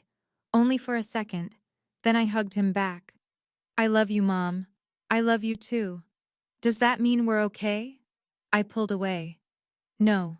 His face fell. It means I love you. I touched his cheek. Being okay will take work. He nodded. I got into my car. As I drove away, I looked once in the rearview mirror. Jason stood in the driveway watching me leave. Behind him was the house he might lose. Behind that was the room he should have repaired weeks ago. I felt sadness, anger, relief, and something else. Freedom. For most of my life, I had believed leaving meant giving up. That day I understood that sometimes leaving was the first honest thing you could do. I had packed one suitcase, but what I was really carrying away was something I should never have left behind. My dignity. 3 months after I left the room behind Jason's house, I signed the closing papers on a 2-bedroom condominium overlooking a tree-lined section of South Charlotte. It wasn't enormous. That was exactly why I loved it. There were no gutters for me to worry about, no unused upstairs bedrooms collecting dust, and no yard demanding more attention than I wanted to give it. The living room had tall windows. The kitchen was small but bright. My bedroom faced east, so morning sunlight reached the floor before I was fully awake. And the roof did not leak.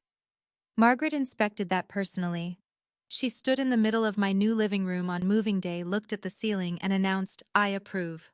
Thank God. I know my opinion matters enormously, almost as much as the inspector's. She looked offended. More. I laughed. That laughter came more easily now. The first few weeks after leaving Jason had been harder than I expected. I missed him. That surprised me because I was also angry with him. People sometimes imagine boundaries bring immediate peace. They don't. Sometimes they bring grief first. I had spent decades believing that if Jason needed me, I should move toward him. Now I was learning how to love him without rushing to solve what he had created.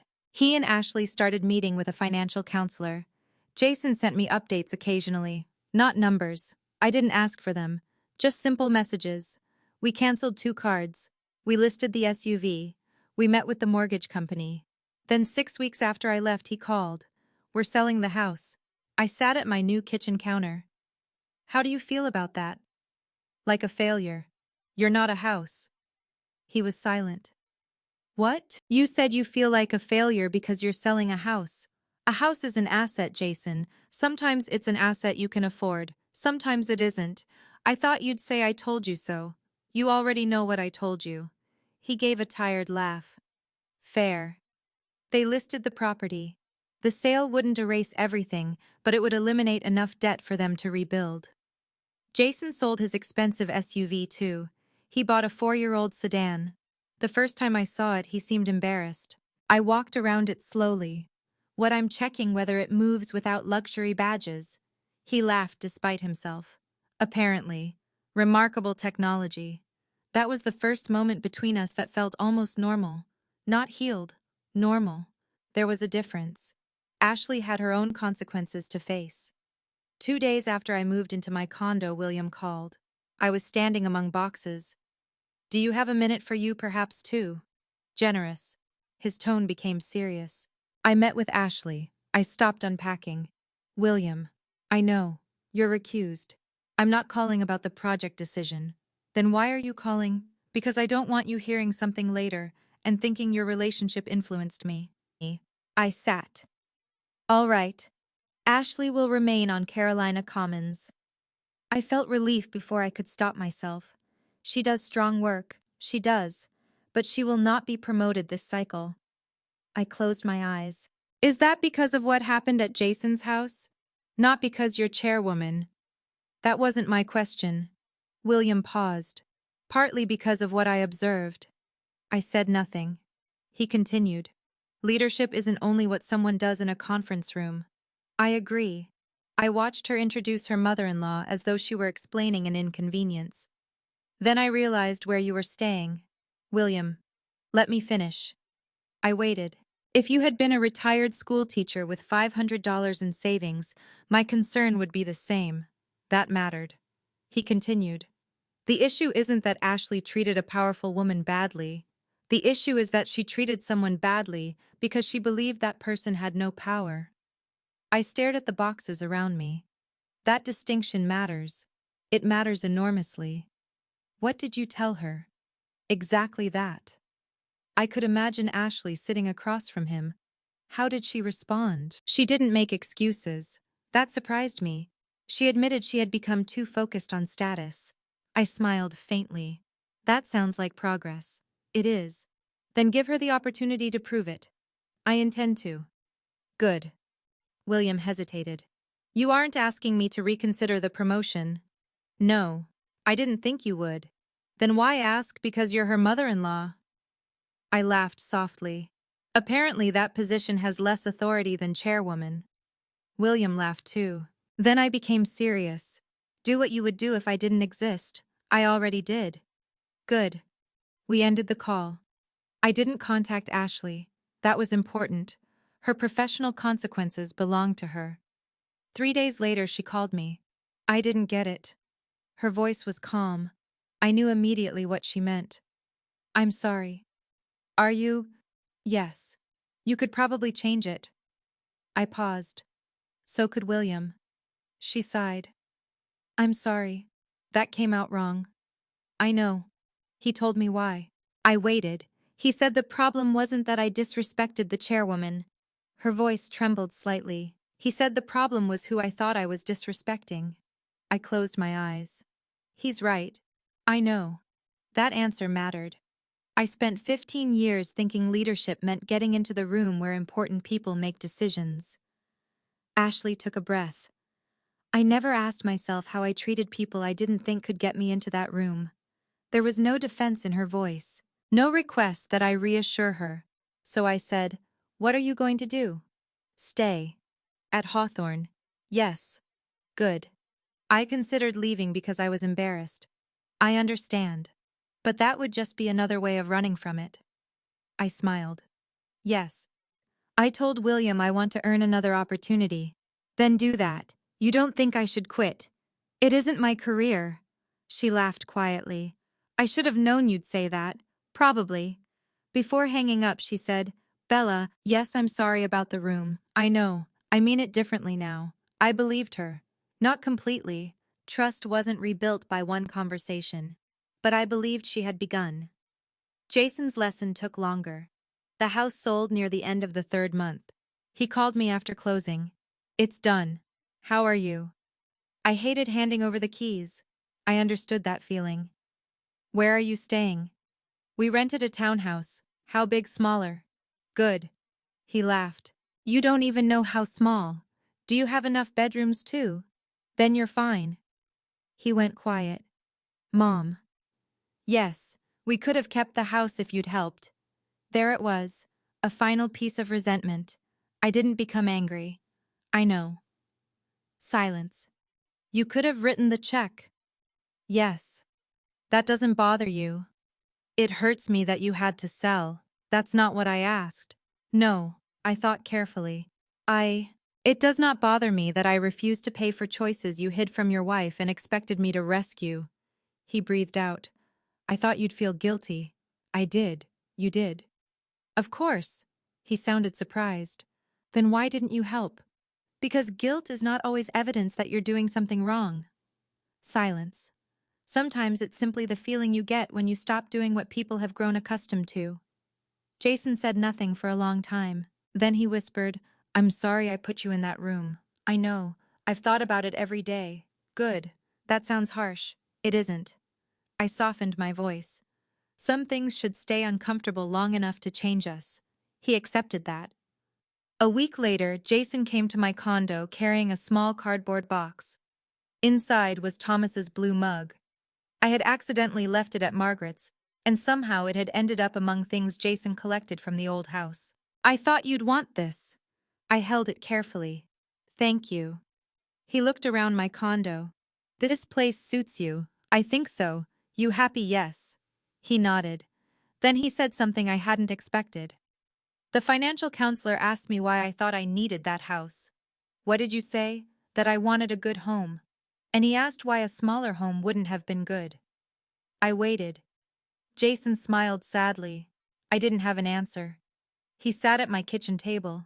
I think I wanted people to see me as successful. I thought about Thomas, his blue mug, his old gardening gloves. A man who had controlled more wealth than most people knew and drove the same pickup truck for 12 years.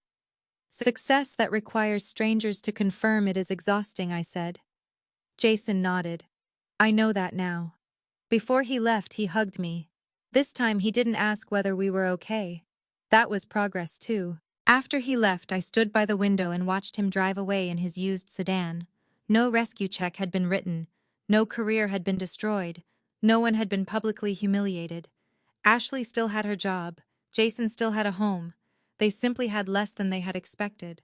Less status, less comfort, less illusion. But perhaps for the first time in years, they had something more valuable. Reality. I had once thought justice needed a dramatic moment. A door slammed. A fortune withheld. A powerful speech. I no longer believed that. Sometimes justice was quieter. It was a promotion that didn't arrive, a house that had to be sold, a smaller car, a difficult conversation, an apology that didn't immediately earn forgiveness. I had not punished my son. I had simply stopped standing between him and the consequences of his choices. And as painful as that was, I was beginning to understand that refusing to rescue him might have been one of the most loving things I had ever done. A year after I carried my suitcase away from the broken room behind Jason's house, my son called me on a Sunday afternoon and invited me to dinner. There was nothing unusual about that anymore. That was what made it meaningful. Jason no longer called only when he needed something. Sometimes he called because he had seen a ridiculous television commercial and knew it would make me laugh. Sometimes he asked whether I wanted coffee.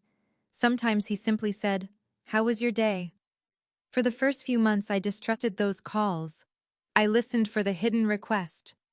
There wasn't one. Trust returned slowly. Not like a light switching on. More like morning coming through a window. A little brighter each time you looked. I'm making chicken, Jason said. Your father's recipe, my version. That sounds dangerous. You haven't tried it. I survived your cooking when you were 19. I've earned caution. He laughed. 6 o'clock, I'll be there. Jason and Ashley had moved from their temporary townhouse into a modest 3-bedroom home in a quiet neighborhood about 20 minutes from my condo. They didn't stretch financially to buy it. Jason had told me that without giving me numbers. I appreciated that. The old Jason would have told me the purchase price before telling me whether he liked the kitchen. The new Jason told me there was a maple tree in the backyard and a grocery store 5 minutes away. When I arrived that Sunday, his used sedan was in the driveway. Ashley opened the door. Bella. She hugged me. Our relationship had changed too. Ashley had remained at Hawthorne Community Development. She wasn't vice president. Not yet. But 6 months earlier, William had placed her in charge of a smaller community redevelopment initiative. She had told me about it only after accepting. I wanted to make sure I wasn't asking for your opinion, she'd joked. I had laughed. She was learning. So was I. Dinner smelled good. That surprised me. Jason actually cooked? Ashley lowered her voice. I supervised. I heard that Jason called from the kitchen. Then improve. I smiled. There was ease in the house. Not perfection. I had stopped believing healthy families were families without tension. Healthy families were families where tension no longer required lies. We ate at a small dining table. No linen napkins. No expensive flowers. No CEO. Just chicken, roasted potatoes, green beans, and a pie. Ashley admitted came from a bakery. Jason asked about my foundation work. Not how much the foundation controlled. Not whether I could help someone. The work. What happened with that senior housing project in Raleigh? We approved the revised plan. You were worried about transportation, right? I looked at him. You remembered. He shrugged. You talked about it last month. That simple sentence touched me more than he knew. He had listened. After dinner, Ashley began collecting plates. I stood. I'll help. No, I'm capable of carrying dishes. I know, but Jason wants to show you something. I looked at him. He seemed nervous. That immediately made me suspicious. What did you do? Nothing. Jason, come on. He led me down the hallway. There were family photographs on the walls. One stopped me.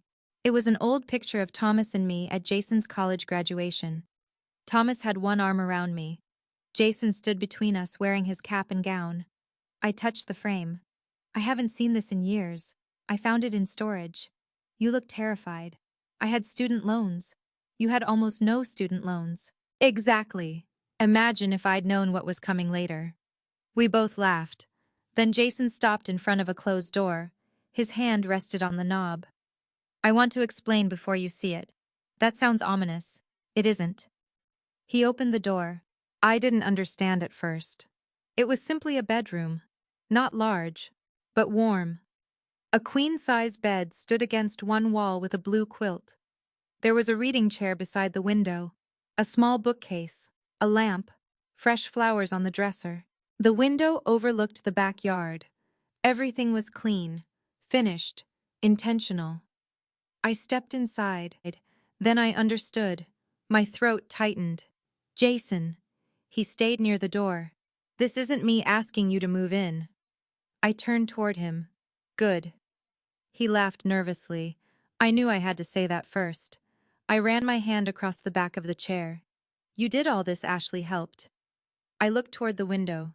No cracks, no tape, no bucket beneath it. Jason followed my eyes. I had the roof inspected too. That made me laugh through tears. Very thoughtful. He became serious. You never have to stay here, Mom. I looked at him. I know. I mean it. His voice cracked slightly. This isn't your room because I expect you to use it. He took a breath. I just wanted there to always be a room for you. For several seconds I couldn't speak. A year earlier I had stood in a converted workshop while rain fell into a plastic bucket. I had believed the broken room was the deepest insult. It wasn't. The deepest wound had been what it represented. I was welcome only as long as I remained convenient. This room represented something different. Not luxury, respect, choice. Jason wiped his eyes. I know this doesn't fix what I did. No. I know I can't undo it. No. I thought about putting Dad's mug in here, but then I figured you'd accuse me of stealing it. Correct. He smiled. Then his face became serious again. I was ashamed of you. The sentence surprised me, not because I didn't know, because he had finally said it. I know. I don't even understand why. I think you do. He nodded. I thought success looked a certain way. Yes. And after Dad died, you didn't look like what I thought successful people looked like. I waited. You lived quietly. You didn't talk about money. You didn't tell people what you had done. No. I thought that meant you had less. He looked ashamed. And then I treated you like having less made you less. There it was. The real apology. Not "I'm sorry the roof leaked." Not "I'm sorry William saw." Not "I'm sorry you're chairwoman." I'm sorry I believed your value depended on what I thought you had. I walked toward him. I forgive you. Jason closed his eyes. For a year he had never asked again. Maybe that was why I was finally ready to say it. He hugged me. I held him tightly. For a moment, he was every version of my son at once. The baby Thomas had been afraid to hold, the boy who hated broccoli, the teenager who borrowed my car without permission, the young man at graduation, the middle-aged man who had disappointed me, and the man standing there now trying to become better than the person he had been. Forgiveness didn't erase any of them. It simply allowed me to love the whole person without pretending the painful parts hadn't existed. Ashley appeared in the hallway. Am I allowed in? Jason laughed. It's your house. She stepped inside. I looked at her. Did you choose the flowers? Yes. They're beautiful. She smiled. Then she said, Bella, I want you to know something too. I waited. When Jason suggested making this a guest room for you, I told him it had to stay a guest room. I smiled. Meaning nobody gets to build a room and use it as emotional blackmail. I laughed. That sounds like something Margaret would say. I've been learning from dangerous women. Jason groaned. Great. Now there are 3 of you. We returned to the kitchen for dessert. I did not sleep there that night. I drove home to my condo. That mattered. The second room wasn't meaningful because I needed it. It was meaningful because nobody expected me to need it. 2 days later, I attended a foundation board meeting in downtown Charlotte. For years, I had entered those rooms without thinking much about my title. That morning felt different. William was standing near the conference table when I arrived. He smiled. Good morning, Chairwoman Carter. Good morning, William. He pulled out my chair. Coffee, please. As the other board members arrived, I looked through the windows at the city below. A year earlier, I had been sitting beside a cracked window wondering whether my son wanted me or my money. Now Jason knew exactly who I was. But strangely, that mattered less than I once thought it would. He knew I was chairwoman. He knew about the foundation. He knew I had money. None of those things had repaired our relationship. What repaired it was smaller. Truth. Responsibility. Time. A used car.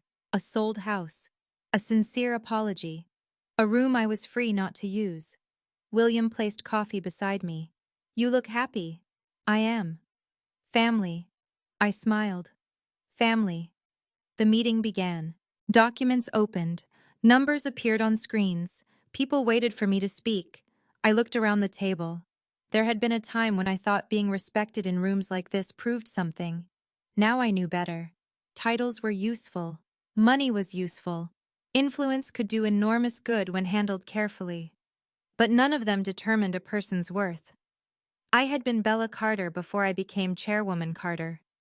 I had been Bella Carter in the house with Thomas. I had been Bella Carter sitting beside a leaking roof.